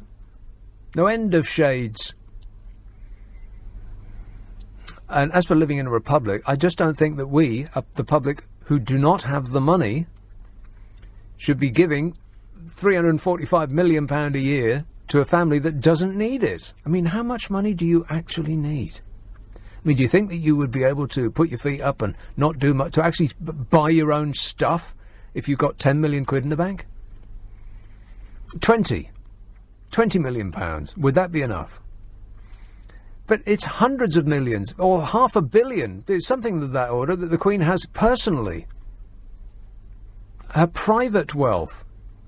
And you put everything that she has the sole and specific use of, and it's many billions. I mean, okay, the crown jewels do not personally belong to her, but she's the only one that can wear them, so what's the difference? How much is enough? Particularly if you don't pay for anything. I mean, the royal family don't pay for anything. They don't pay for their holidays, and don't pay for their meals, and they don't pay for their drink or anything. Everywhere they go, it's free. Rob says, how about we campaign for leaving the royal family by sticking a $345 million more for the NHS per year poster on the side of a bus? Michael says, on Blue Monday we were told it was the worst and most depressing day of the year. I think somebody wasn't thinking too far ahead. What does that mean? What does that mean? Hello? Hello. So, the Blue Monday one? Yeah. So, the Blue Monday thing is meant to be the most depressing day of the year, and they were saying that basically they think there's going to be more depressing days in the year to come. Oh. Yeah, no doubt. Well, as I mentioned earlier on, a lot of the chief Brexiteers seem to be abandoning ship. Maybe they know something that we don't know. Warning! Warning! I'll maybe talk about that in a while. But first, here's some more people who want to shout at me. Bedford. Hello, Rob. Hiya, how you doing? Good, thanks, yes. Good. Nick, I tell you, man, you need to chill out on the monarchy. You need to chill out, man. I need to relax. Just relax. Yeah. Some rant you just gave them. Right, now, the monarchy, you've got to... It's a wonderful thing. It's part of our heritage. Oh, God. It's a fantastic thing. It is. Slave trading is part of our heritage. Let's bring that back. Well, I'm not talking about slave trade, okay? But it's a wonderful Just part because of it's something we have always done does not mean to say it's necessarily something that we should always do. No, but I'm saying it is something we should always do. Right. And the reason why I'm saying it is, listen, sometimes it's not just about cost. Sometimes it's not just about payback, yeah? And sometimes you can't put a price on the payback. it's about the feeling, the feeling that you get, the patriotic feeling that you get, the way you feel when you stand up and you sing the national anthem, the proudness. Well, we can do that without giving £345 million a year to the royal family. We can. One of the richest families in the world.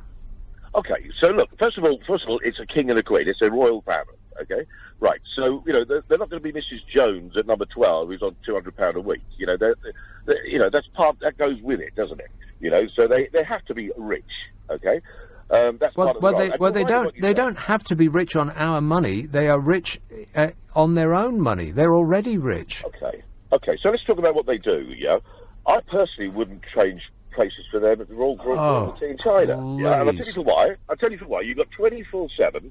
24/7. You're under the spotlight. No, you're not. Not when they're in their palaces or castles or mansions or estates or any of these things. They're only in the spotlight. They're only in the spotlight when they come out and when they choose to be in the spotlight. Hazza used to go clubbing all the time, and we only ever found out about it on his way out, not on the way in.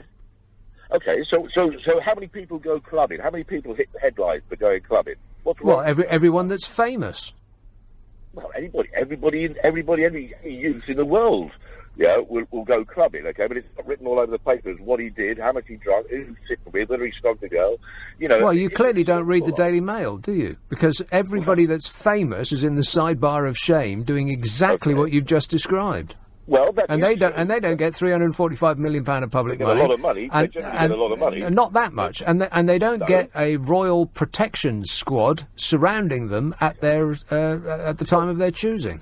But they need that, don't they? Because of the era that we're living in, the world we're living in, they need to be protected. That's something I'm sure they don't want an entourage of people surrounding them, bodyguarding them. They don't want that, but they need that, and we need to protect them for it. Well, I'm sure they do. I'm sure they actually do want that. In fact, Prince Andrew was furious that his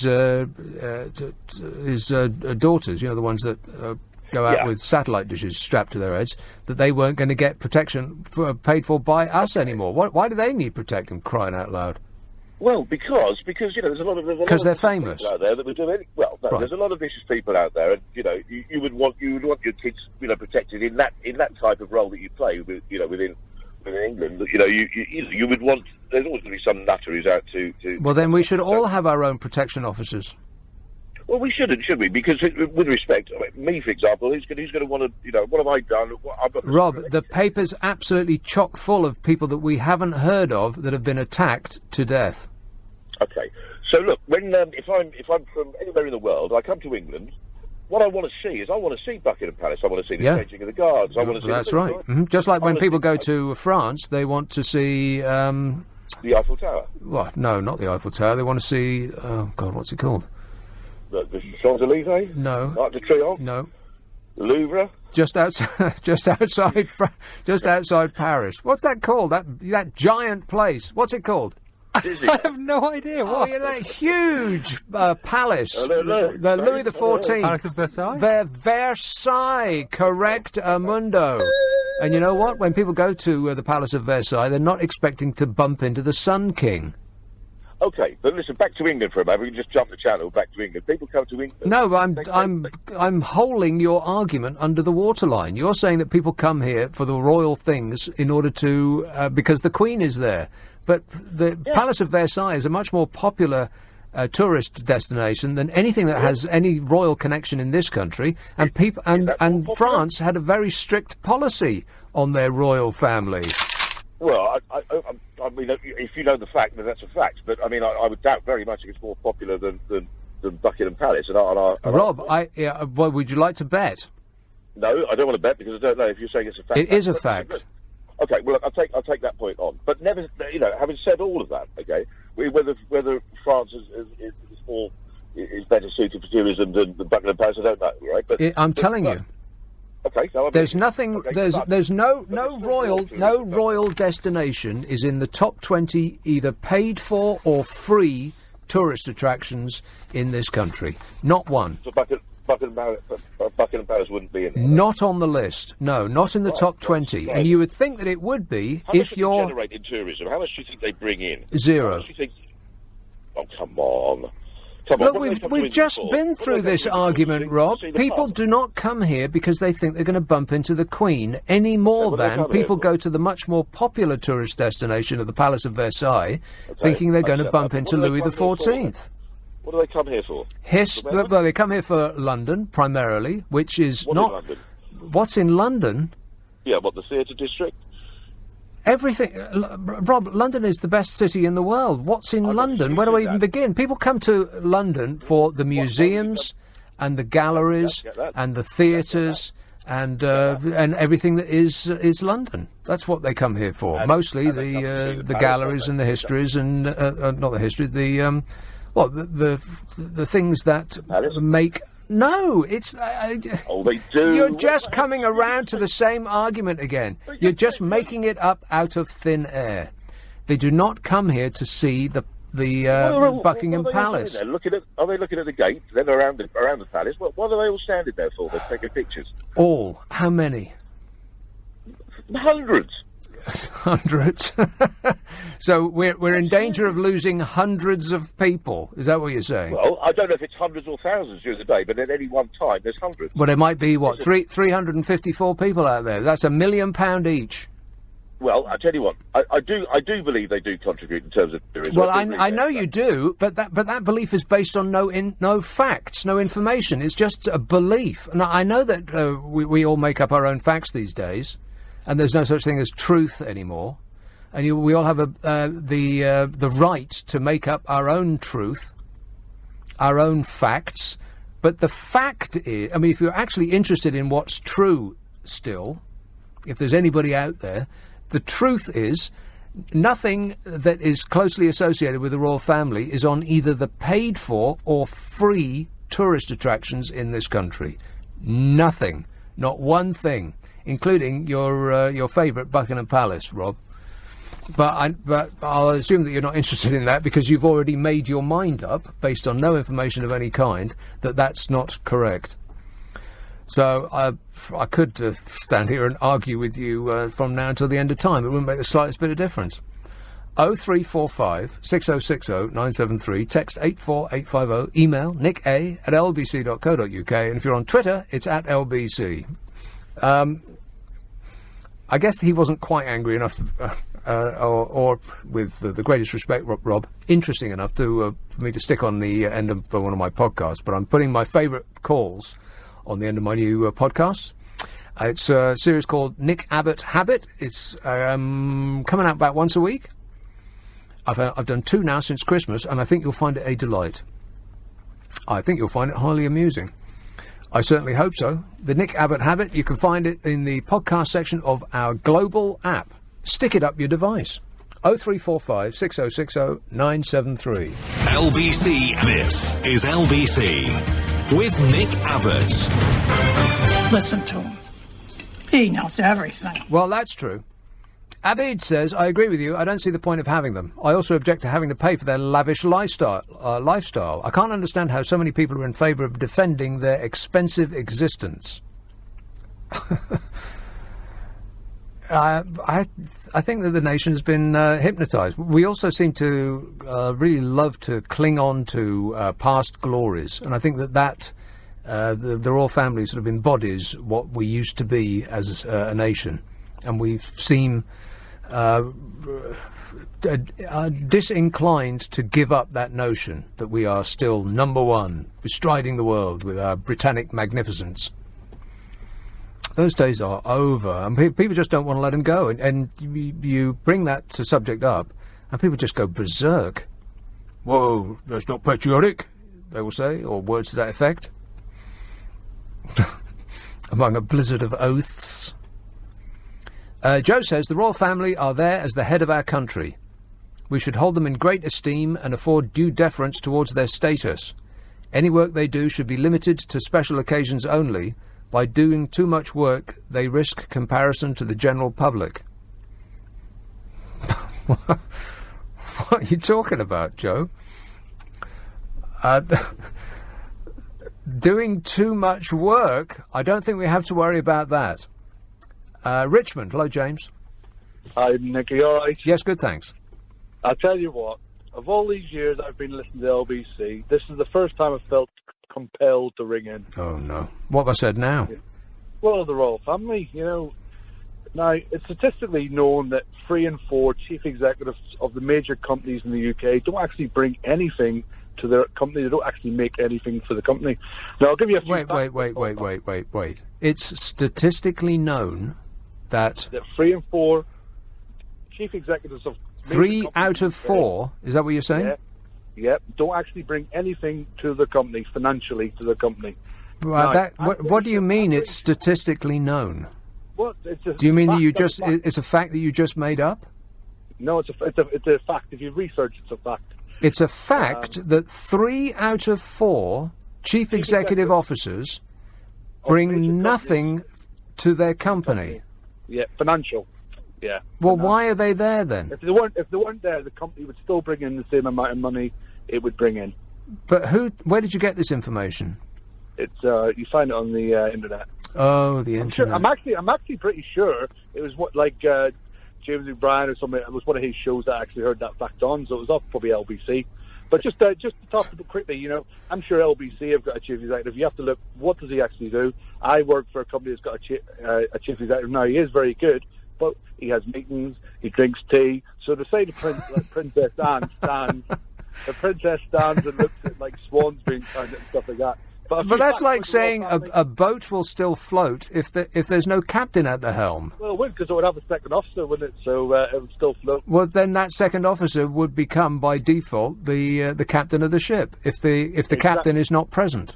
But he'd still be the second officer. He wouldn't be paid for that. But anyway, chief executive. You know, the Queen is the chief executive of UK PLC. No, she isn't. No, she isn't. No, she isn't. No, she isn't. She's the mascot.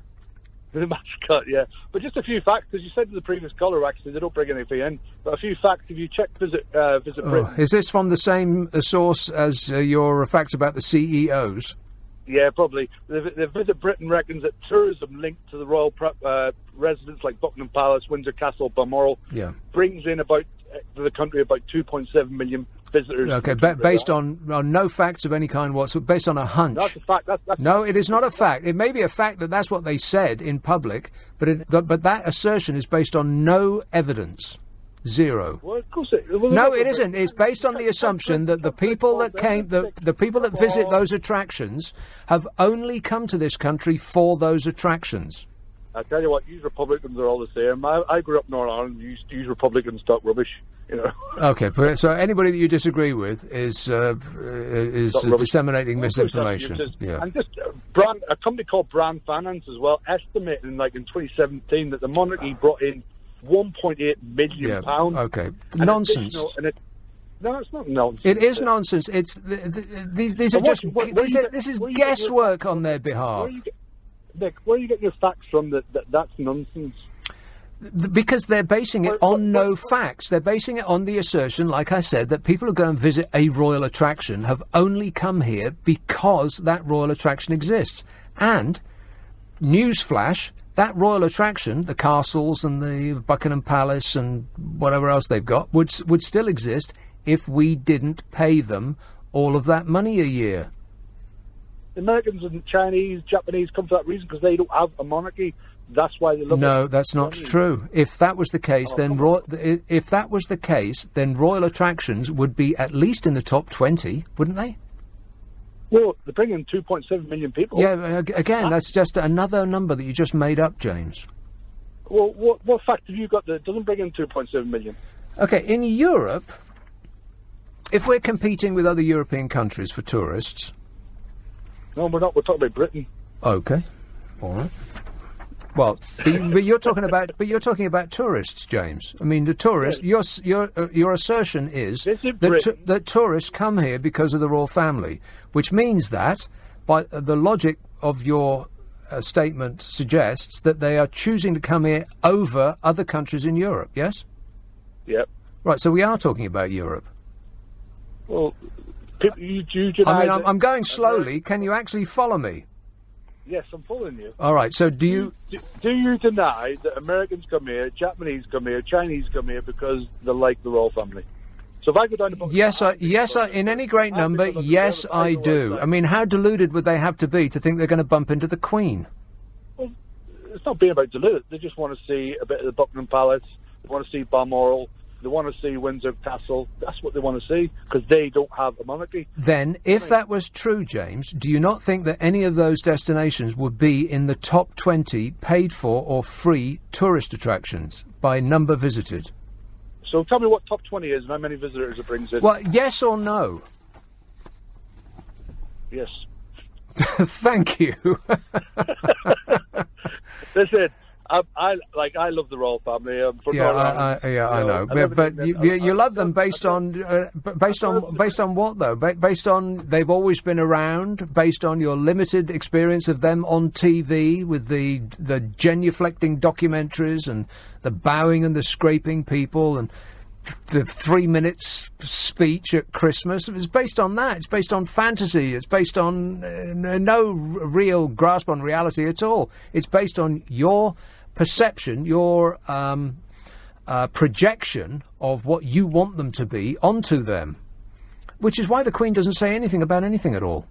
Because once she expresses an actual opinion, people might think, oh, I don't agree with that. But because she's... Oh, God, the lights have just gone out again.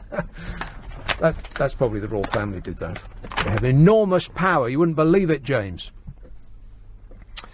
I've forgotten what I was talking about now. Oh, God, that's so annoying. I've got to remember to walk up and down during the news. It's infuriating. I could read you out the top 20 paid-for attractions and the top 20 free attractions, and you would think that some royal destinations like Buckingham Palace or Windsor Castle or Balmoral, or can you even get into Balmoral? I've got no idea. Don't make no difference. People ain't going in any great number. People come to this country as tourists because it's London, because all of the history of London, and because of the art, which is a thing that is seldom mentioned, and it's way down most people's list of priorities. It's certainly down the list of priorities of the government, who don't seem remotely interested in art, apart from opera, when they can get free tickets. But that's what people come here for, because we have traditionally punched above our weight in the field of arts, and all arts. Concrete arts, music, and all of that. It's because of the history of the place. It's not because of the royal family. Because all of those tourist attractions would still be there if the royal family at this point did not exist. Or if they weren't in receipt of £345 million of the money that us poor dopes who pay taxes cannot afford to give them, particularly as they're one of the richest families that have ever lived. I mean, the status quo as it exists is just ridiculous. And it can only survive if people continue to be bamboozled by the stardust. The talk of princes and princesses, this whole Disneyfication thing that people are bought into wholesale. They don't want you to open your eyes and see what is actually going on here, which is just draining money from people that can't afford it. We haven't got the money.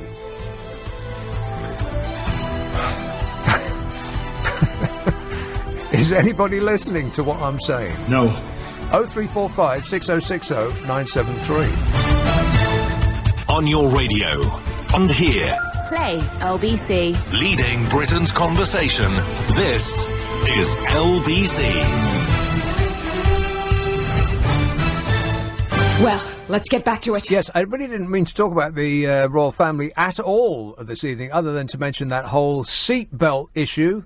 Seen in public not wearing seatbelts. Even though it is the law of the land. And will they be punished? No. Of course not.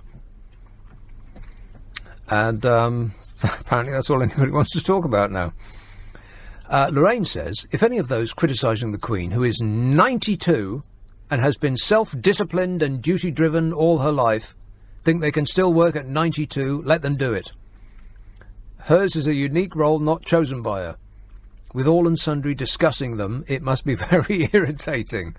I'm 64 and still working and living frugally, but don't envy her.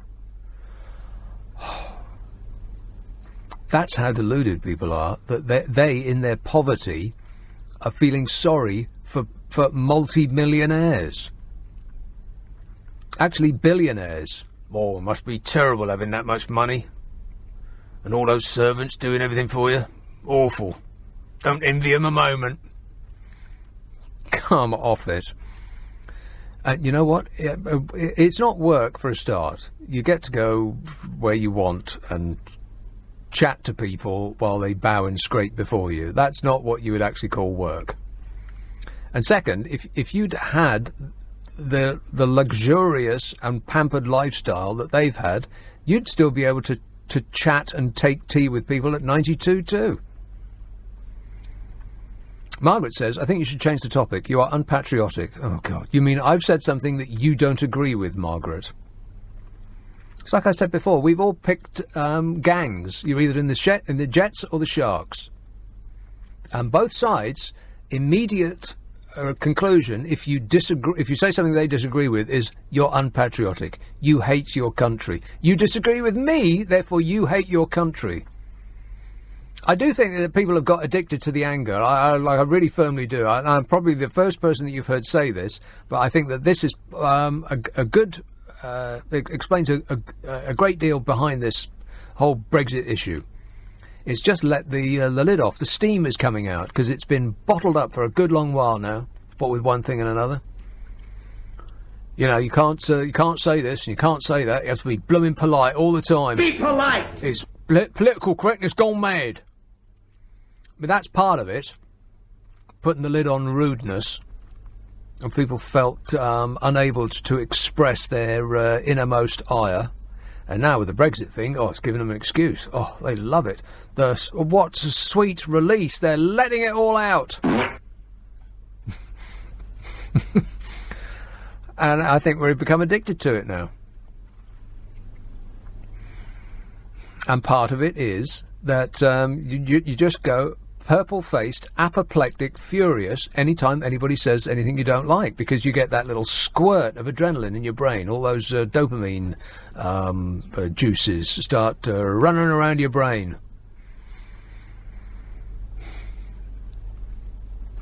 And part of it is to just as a traitor to anybody that says something you don't agree with. Anyway, there's more. Shall I read more? No. Margaret says, I think you should change the topic. You are unpatriotic. Perhaps you are more suited to live in North Korea. Leave our royal family alone. And tourists do come to see our palaces. Just look at the thousands who turn out for any royal occasion. While the dwindling number that turn out for a royal occasion. Yeah. Those poor old dears who sit there in a pouring rain with a tartan rug over their knees and a thermos flask, waiting to see the Queen rush by at 30 miles an hour. You might see her wave. Might see a gloved hand at the window. There's fewer and fewer of them with each passing year. In much the same way as there's fewer and fewer people who proclaim to be religious. Finally, we're getting from underneath that dark cloud.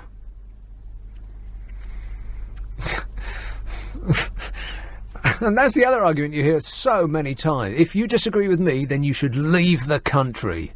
Which is part of that, you should go back to where you came from. Except you can't say that to somebody who was born here, so he's just saying, well, why don't you leave anyway?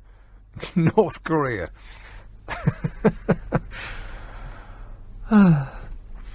Let's have one in Hemel Hempstead. Hello, Joanna. Oh, hello, Nick. Oh, hello, Joanna. I think actually we get good value for 350 million a year. Really? Yes, I do, because the Queen, every time we have head of states visit, she puts on all these fantastic banquets. That's all in that money. So we don't pay any more. Once we've paid her for that, she does all the entertaining. She and every day when they go to different places, they don't go where they want to go. They go where they're told to go. Oh, well, Joanna, they don't go to where they don't want to go. I think they might do. I bet they don't go to where they don't want to go. Oh, really? You're really. sure of that? Mm-hmm, yeah. And actually, as I said before, 350 million is a very good deal. When you think... It would only be a very good deal, Joanna, if we made more than 350 million from it. I think we do. We'll put but you think that we do, but that's just based on... Yeah, but I think... But what's it based on? I think we... A feeling. we get more value for that than Theresa May gave £1 billion to the DUP. What do we got for that? That's 3 years' worth of royal family allowance. Yeah, but they didn't give the money to the DUP and they went and spent it on comics and sweets. No, I know that, but nor does the Queen. She spends it on... Well, you still think that was better value to 3 years of the royal family running the show, and on 1 year of the DUP to put... Yes, Joanna, but you just told me you know that the money didn't go directly to the DUP. No, it didn't, but it was still £1 billion that went to Northern Ireland. It was a bribe. And as I say, if you think $350 million a year for the Queen to entertain, they're always going on, and also 1 billion people watch the royal wedding, and are you saying they'd rather go somewhere like Alton Towers or somewhere, because that's the top of the list for amusements? Well, it either is top of the list or it isn't.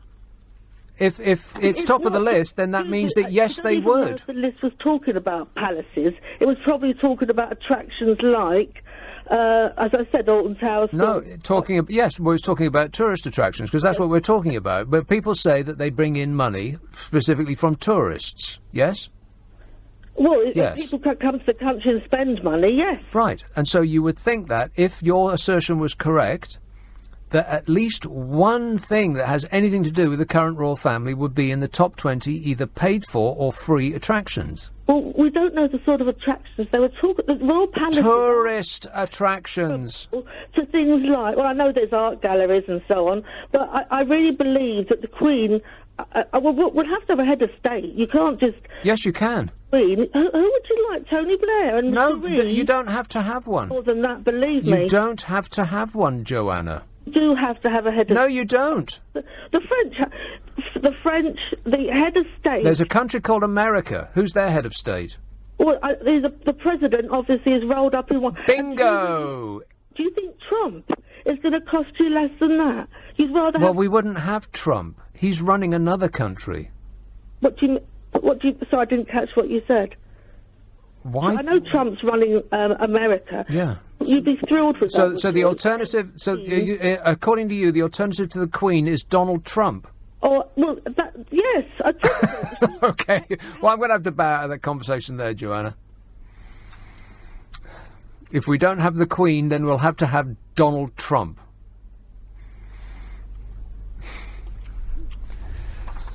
As Donald would say... I love the poorly educated. 0345 6060 973. You can text 84850. Email nicka@lbc.co.uk. And if we're on Twitter, it's @LBC. I take it all back. If it's a choice between Donald Trump and the Queen, I choose the Queen. Oh, shut up! Sam says, more people visit Versailles than visit Buckingham Buck Palace. Says, you do not need a sitting monarchy to attract tourists. Tourists don't come here because of the sitting monarchy. They just don't. That's a PR line that's been peddled. Just like that very successful PR line that people keep spouting over and over again. It only costs 60p per person per year for the royal family. They're lying about that. That's not true. Gary says... Oh, this is a very long email. Is this worth reading? It's fairly impassioned. Impassioned? I seem to attract a lot of passion, don't I? Well, I tell you what, I'll work my way up to it. I can only take so much passion in one day. I'm all passioned out. Exhausted I am. 0345 6060 973. Text 84850. Email nicka@lbc.co.uk. And if you're on Twitter, it's @LBC. I'm amazed that nobody wants to talk about the chief Brexiteers, who all seem to be jumping ship, patriotically leaving to go to another country. But I guess, it's an inconvenient truth.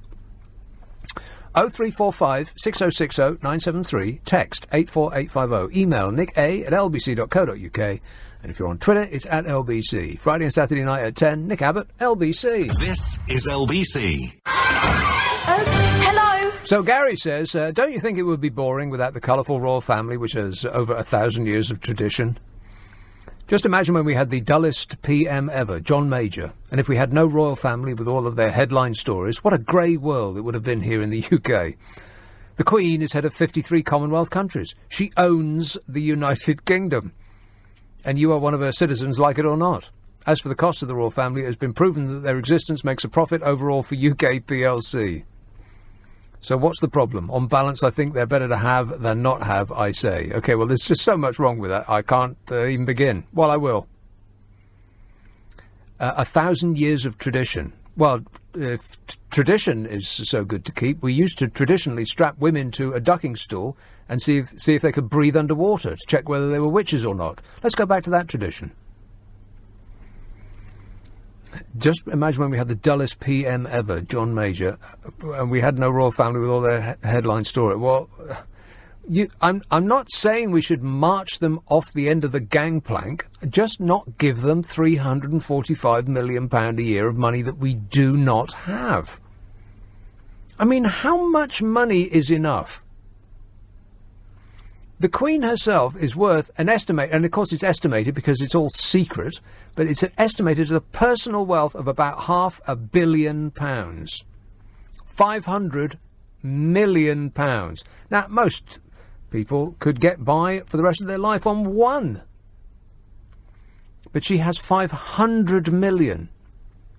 And each individual member of the royal family is also absolutely rolling in it. They don't need our money.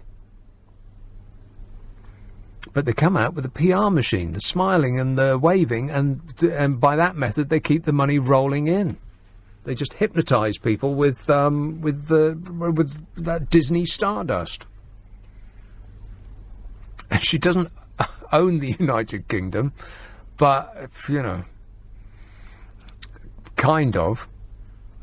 And on balance, I think they're better to have than not. But again, I'm not saying they should be banned. Just not given so much money that we haven't got. I mean, how difficult is that to get your head around? Trudy says, a little fact. And then there's an emoji, which is what? What's that emoji? Sorry, Hazel, hold for 1 second. Yep. Yeah, hang on 1 second, Hazel. We're doing something important here. What is that emoji? Sorry, it's a smiley face, but with the eyes closed. Yeah, what's smug satisfaction? Yes. A little fact. My Italian friends went to England for a few days. Biggest highlight for them was Buckingham Palace. Thrilled they were lucky enough to glimpse the Queen, and also went to Windsor Castle, straight from the horse's mouth. Ah, well, you know two people. Well, that certainly shoots my argument out the air. Two people, you say? 0345 6060 973. Let's have a call in Wandsworth. Robert. Hi, Nick. Yes, Robert. Sorry, I realise you've been dealing with a lot of passion. I'll try and keep it out of this one and stick to the facts. I just... right?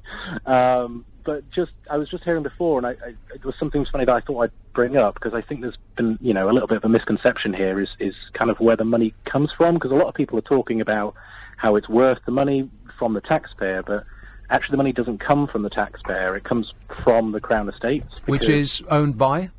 Owned by the Queen, no, but managed. No, it's owned by the royal family, but managed by the government. Or the government stake. No. So all of that. That's not a fact, though, Robert.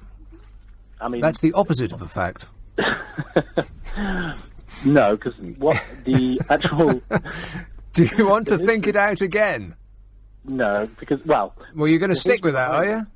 No, I'm going to stick with it. But the money that comes in, a portion of it goes for the maintenance from those items. So the maintenance of the castles, maintenance of the Buckingham Palace, the travel and so forth. But the vast majority of it goes into the budget. So 75% of all of those items, the money they make, goes into the budget, and the other 25% goes to maintenance and moving forward. It was even 15% a couple of years ago, but because of renovations, they increased it for a period. Yeah, well, a period. What's the end date of that period? It's open, isn't it? No, they started, wasn't it 2016 or 2017 they started. It's open-ended. Well, the reason they put behind it, I mean, you know what, we can make guesses in 8 years' time what's going to happen all we want. Ultimately, the reason they said they were doing it was for 10 years. I mean, we can trust them or not. That's a subjective choice. But ultimately, the money they're using, like a quarter of the money that comes from that is used for the royal family and the maintenance, and 3/4 of it goes to the budget. I think that getting 3/4 from what used to belong to or does belong, but is managed by... Your assertion of, what is it, is the best part of £80 million a year now. That's all going on... Well, I think there's how many different castles and, various different historic monuments and all of the different... What was... Right, so tarting up the places that they live in. Not just that they live in, but also... Well, they do. Wide... They do. Well, you don't live there, and I can't live there, and nobody else can live there, just them. Just them and everyone and else. And the staff. Don't forget the staff. Sure.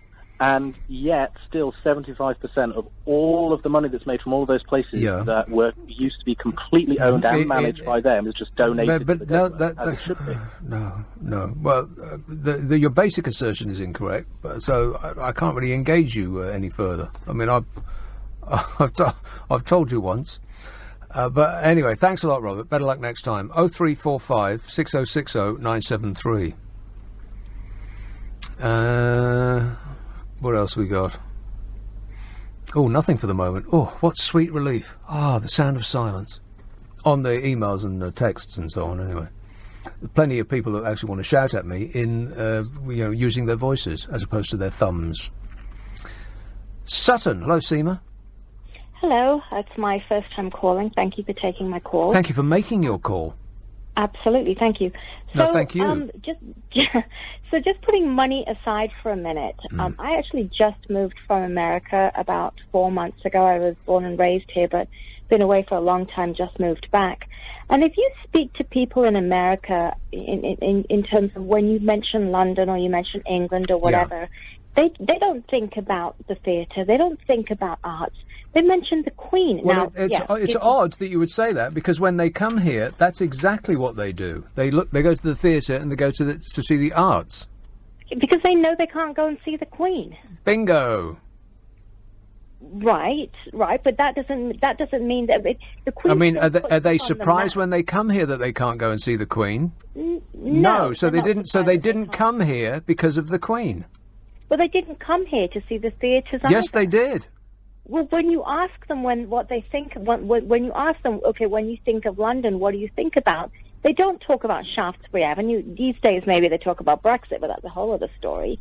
They talk about the Queen. They talk about the monarchy. Who's they?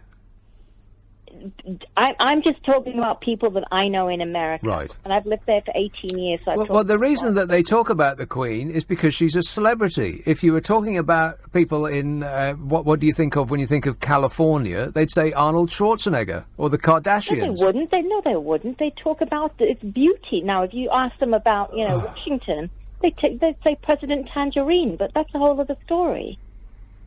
You're not comparing like with like.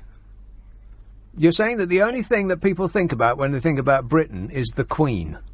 It's one of the things... And when they think about California, the only thing they think about is the scenery.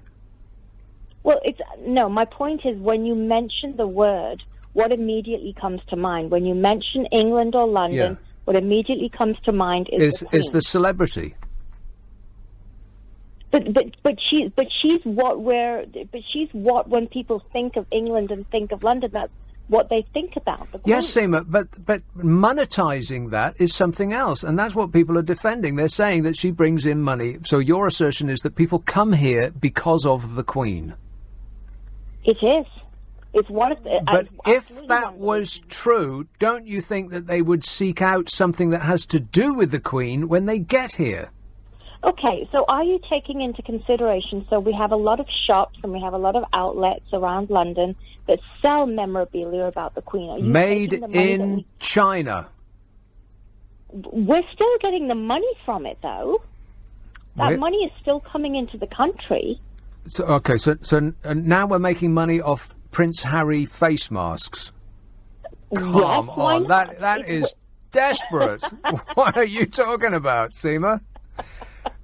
Well, I'm glad you're laughing. Harry and I think we've broken through that wall. Finally, we can have a good chuckle. All right, nice to talk to you. Thanks a lot. 0345 6060 973. I would like one of those Harry face masks, by the way. Hey, you would look fabulous in a face mask. I genuinely have a William one. Do you? Yeah.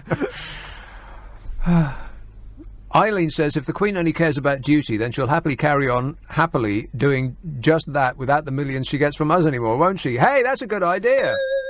If it's all about duty, then how about doing it without the £345 million a year?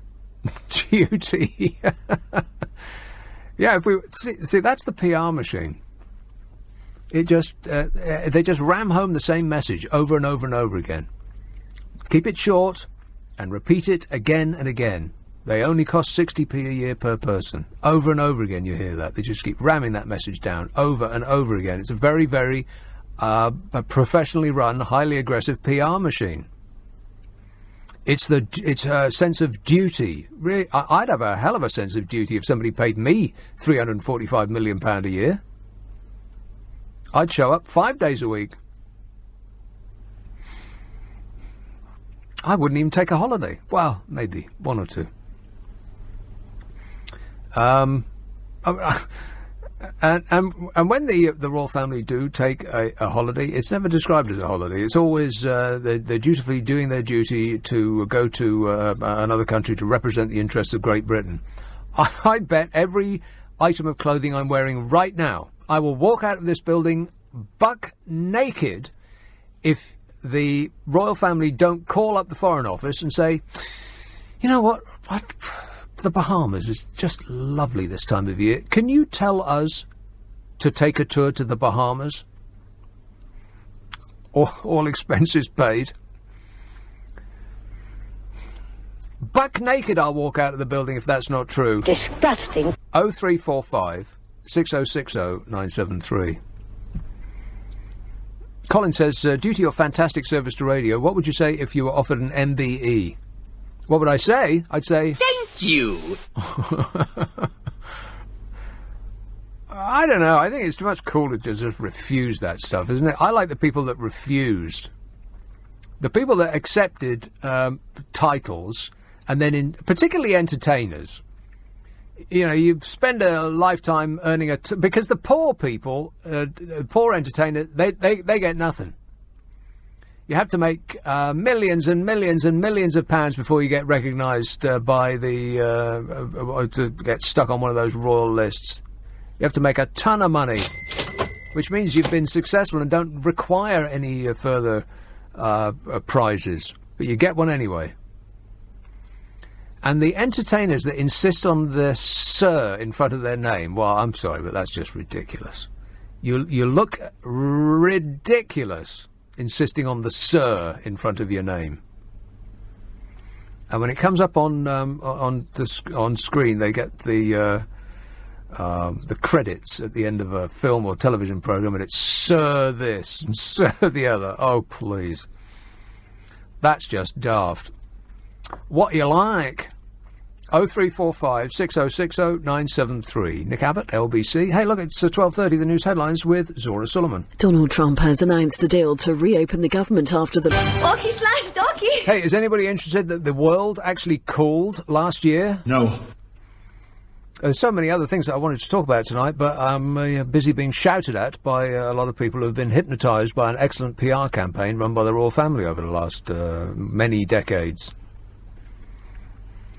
Brett in Chiswick says, did you know that the last royal wedding was estimated to have brought in £2.7 billion with a worldwide audience of £3 billion and an increase in British tourism of 3% that year? But I'm sure you won't read this out. Well, you're right, Brett. I didn't read that out. Estimated to have brought in £2.7 billion. How? Who estimated it, and how did they come to that figure? They just made it up. A worldwide audience of 3 billion. Well, if the number of people watching a television programme is anything to go by, then maybe Simon Cowell should be the Queen of England.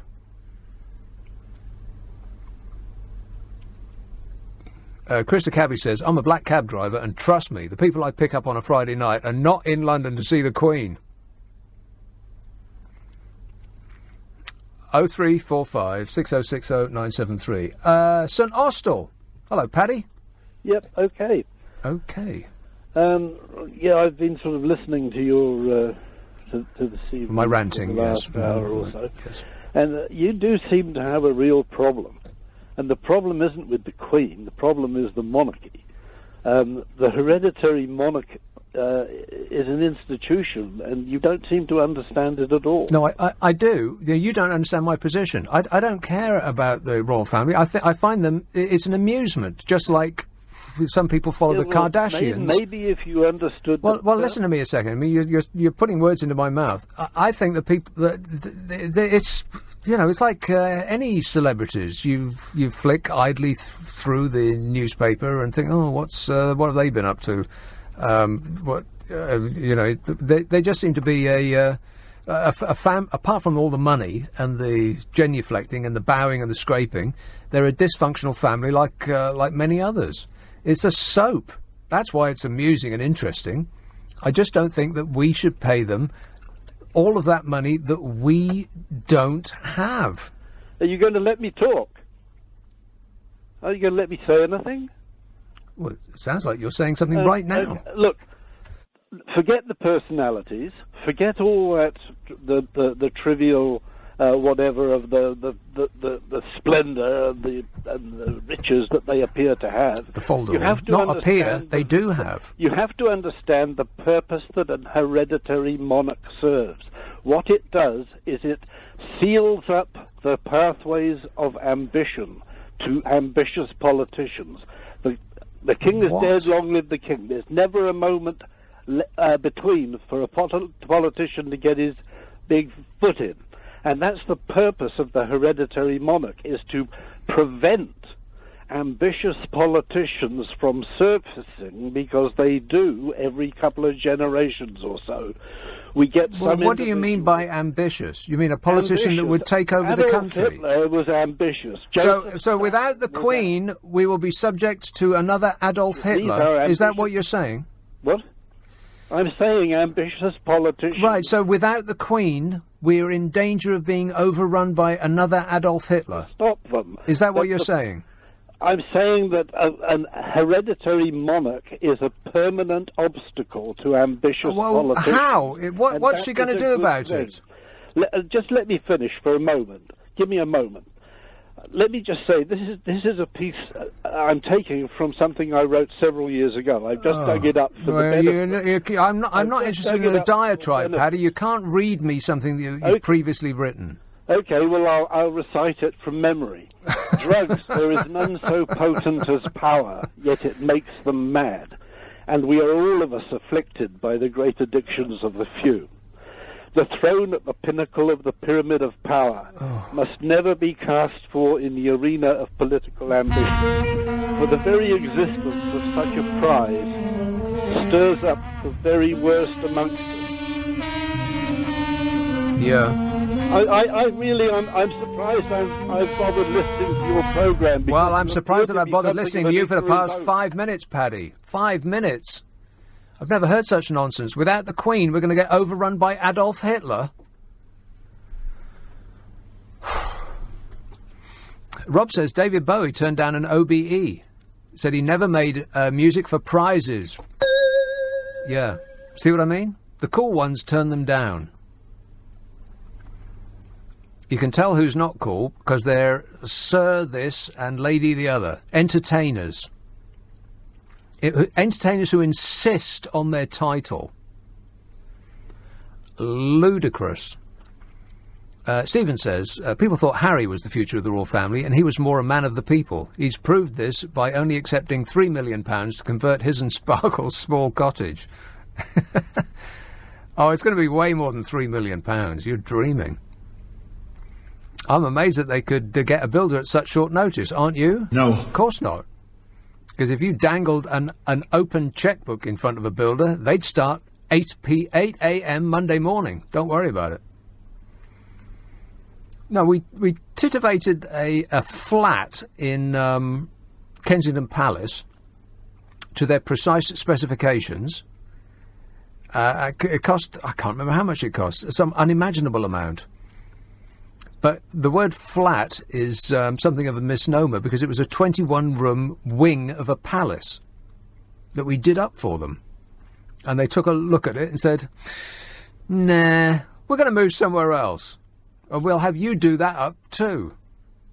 But they did pay for their furnishings and their curtains. Oh, fabulous. Yeah. Thanks very much. Maybe I'll stick that guy on one of my podcasts. If we don't have the Queen, we're going to have Stalin or Hitler. It's just, I mean, maybe I misheard. Let's hope I misheard.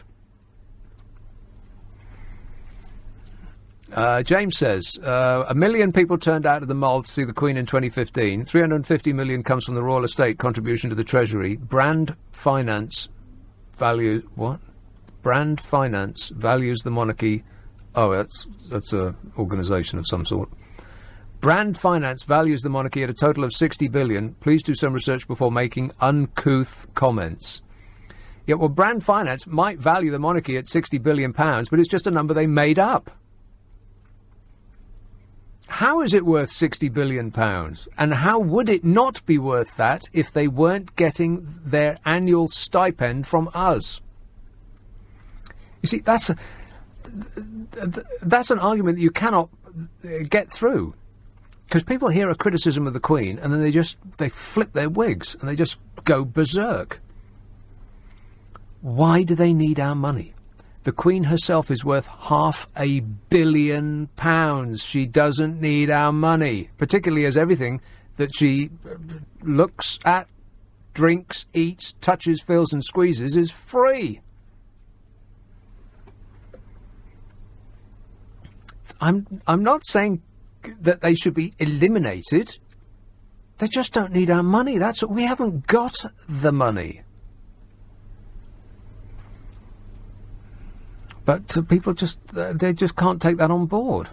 It's either the situation as it exists or nothing. And again, it's people picking gangs. And if you have allied yourself... Oh, God, the lights again.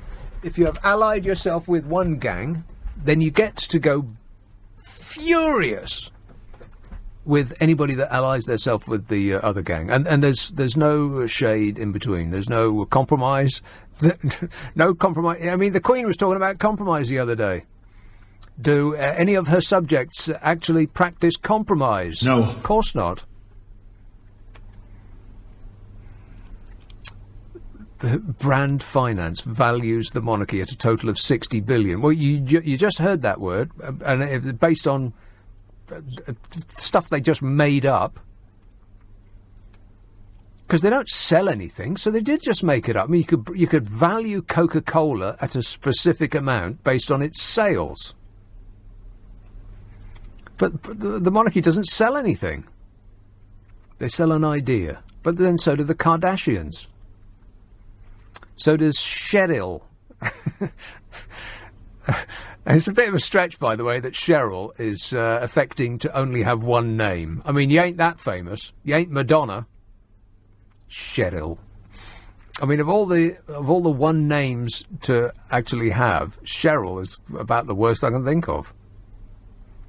Cheryl. What's she famous for again? I can't remember. No idea. One of those people that's famous for being famous.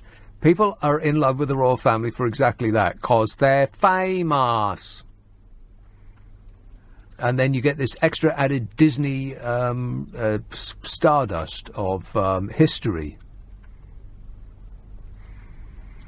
But we've just been trained to cap doff. It's a whole country that's been hypnotised. To the point that the very idea that we should not maintain the status quo, the situation as it exists, is considered treasonous, that you should leave the country, go back to where you came from. Even if you were born here, you should go back somewhere else.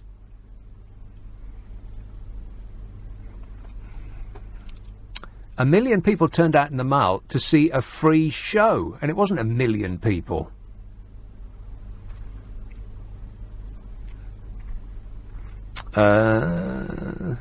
Jeff says, try inserting Oliver Cromwell instead of Adolf. This is what he is inferring, I think. Well, yeah. But has Oliver Cromwell or Adolf Hitler or Stalin taken over France, for instance? Or any other country that you could name? I mean, there's no other country in the world that takes such... that puts such store in its royal family. I mean, other countries have royal families. I mean, apart from Saudi Arabia, who run their royal family run that country like it's their own personal business, which I suppose it is. No other country in the world has this level of silliness that we accept as part of our identity. And what's truly comical is that I bet every single person who's been ringing up to shout at me for having a go at the royal family, every single one of them, I bet you, is a leaver. Why? Because they want to take back control from the unelected European superstate. And you mention in passing that our head of state is unelected. Their eyeballs will pop out the front of their heads. They get so furious. Does not compute. Correct. 0345 6060 973. Text 848. You know what? I've got a podcast out, and there's not a single mention of the royal family in it. I don't mention them once. I do mention the B word every now and again, but it's only for amusement's sake. And you can find it with the global app. If you stick our app up your phone, then you can find the podcasts on that. And you'll also find them on the internet. It's called the Nick Abbot Habit. I think you'll be delighted. Coming up at 1 on LBC, Matt Stan. Come on, we're running late. 0345 6060 973. Tayab says, blue EU colour can be seen in Sadiq Khan's fireworks, but cannot be seen in Her Majesty's clothes when she was saying to find common ground. What? What does that mean? Oh, by the way, that fireworks thing, that was just so utterly ridiculous. I had some Buffton Tufton come on, some Tory or Kipper, who was just banging on about the fireworks. Absolute disgrace. Public money, all that.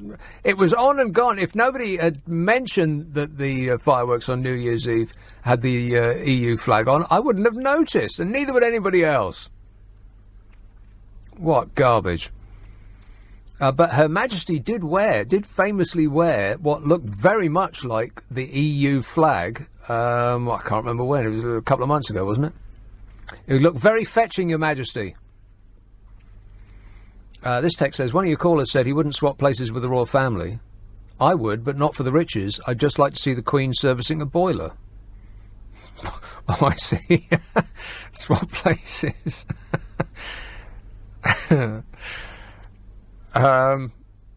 Rob says, I think we'll be overtaken by Jacob Rees-Mogg because he is much posher than the royal family. Yeah, what?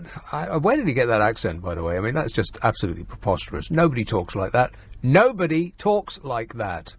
Where did he pick that accent up? The Queen doesn't talk that posh. That's got to be put on. I think he's been putting that accent on his whole life. I mean, it would just ruin my throat, even attempting it. How does he do it? West Hampstead, hello, Mark. Stop knocking my blooming Queen. Again, you're doing it again. Oh, no. I've made a mistake again. Income. The Kate effect is worth 1.3 billion. Says 58% of the British public. Says who? The Royal Statistical Society. The Royal Statistical Society says the Royals are doing an excellent job. Really? 68% of the British public support the royal family. But what does that mean? Well, they want a monarchy rather than some sleazy president or the way Parliament's acting at the moment. Well, I mean, I've got a picture above my 68%? Well, where did you get that from? Yes. Royal Statistical Society. The Royal Statistical I'm looking Society. at my fireplace. Yeah, the Royal Statistical Society, which answers to the Queen, says that the Queen is doing a great job. I've got a picture of Her Majesty in front of me. Ah, yes. What am I going to replace it with? Whose picture am I going to put up there? Well, where do you put that picture? It's on my fireplace. It's above my fireplace. On your mantelpiece?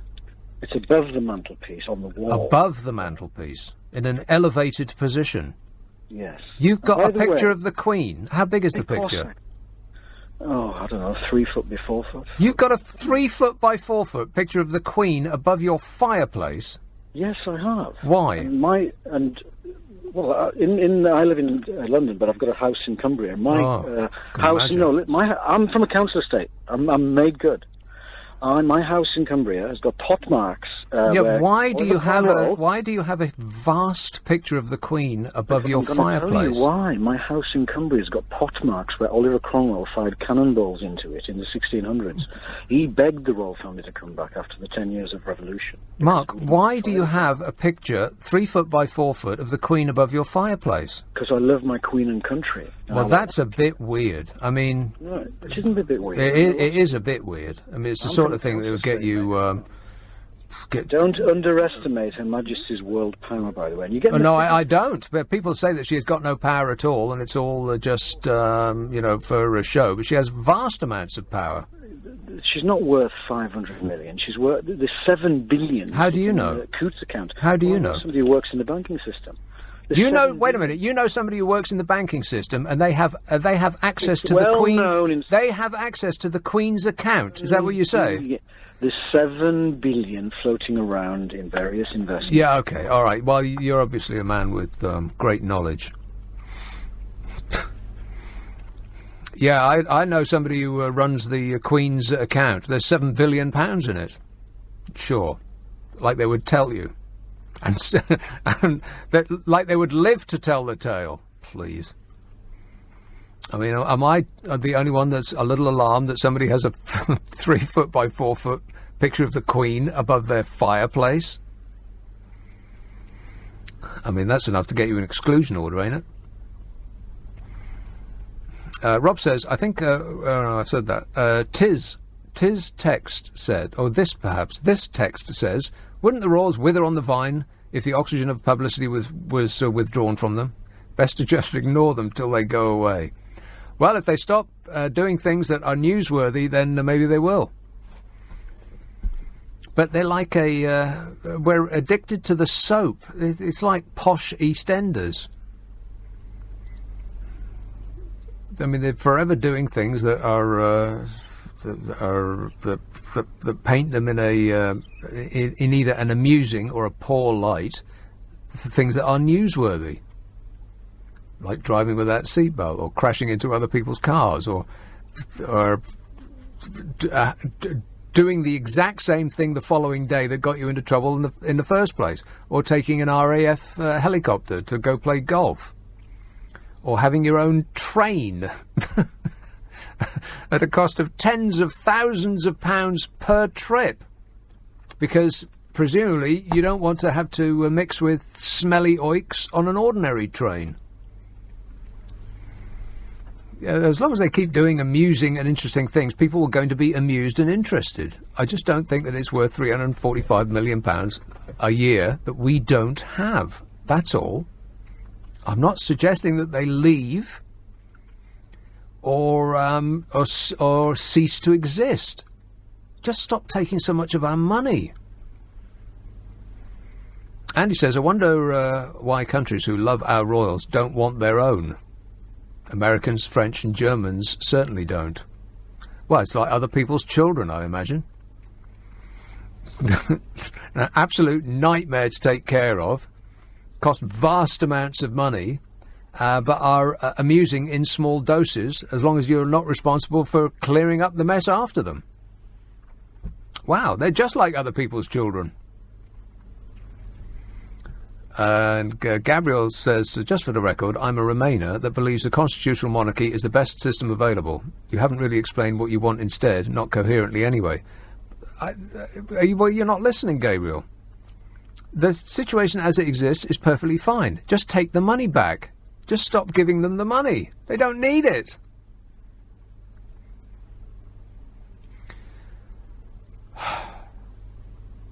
How is it the best system available? An unelected head of state is... How can that possibly be the best system available? You're not chosen by the people. You're chosen by God.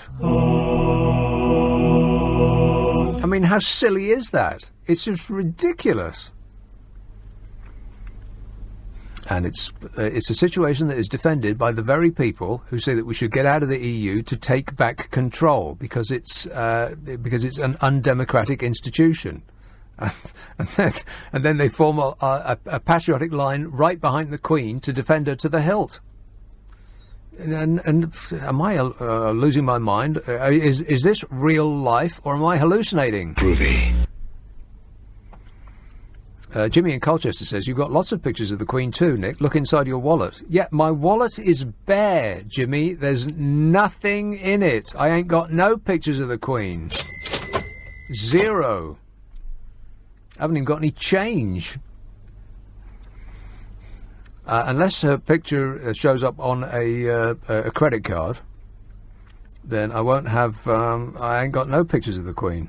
Not on me, not at home, nowhere. I guess that means I'm unpatriotic. But if ever I walked into somebody's living room and they had a picture of the Queen that was 3 foot by 4 foot above their fireplace, I think I'd think and slowly edge my way out of the room without making any sudden movements. The stuff you hear on the radio, eh?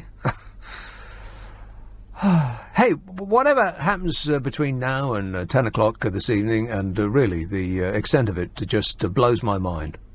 But whatever it is, we'll chew it up and we'll spit it out then, eh? Remember my podcast, the Nick Abbot Habit, which you can find on the Global Player app, and many other places as well, wherever they do good podcasts. If you stick around, I think you'll be set straight by Steve Allen at 5 o'clock. But right now, it's Matt Stadlen. Nick, thank you very much indeed. This is Matt Stadlen. I'm with you.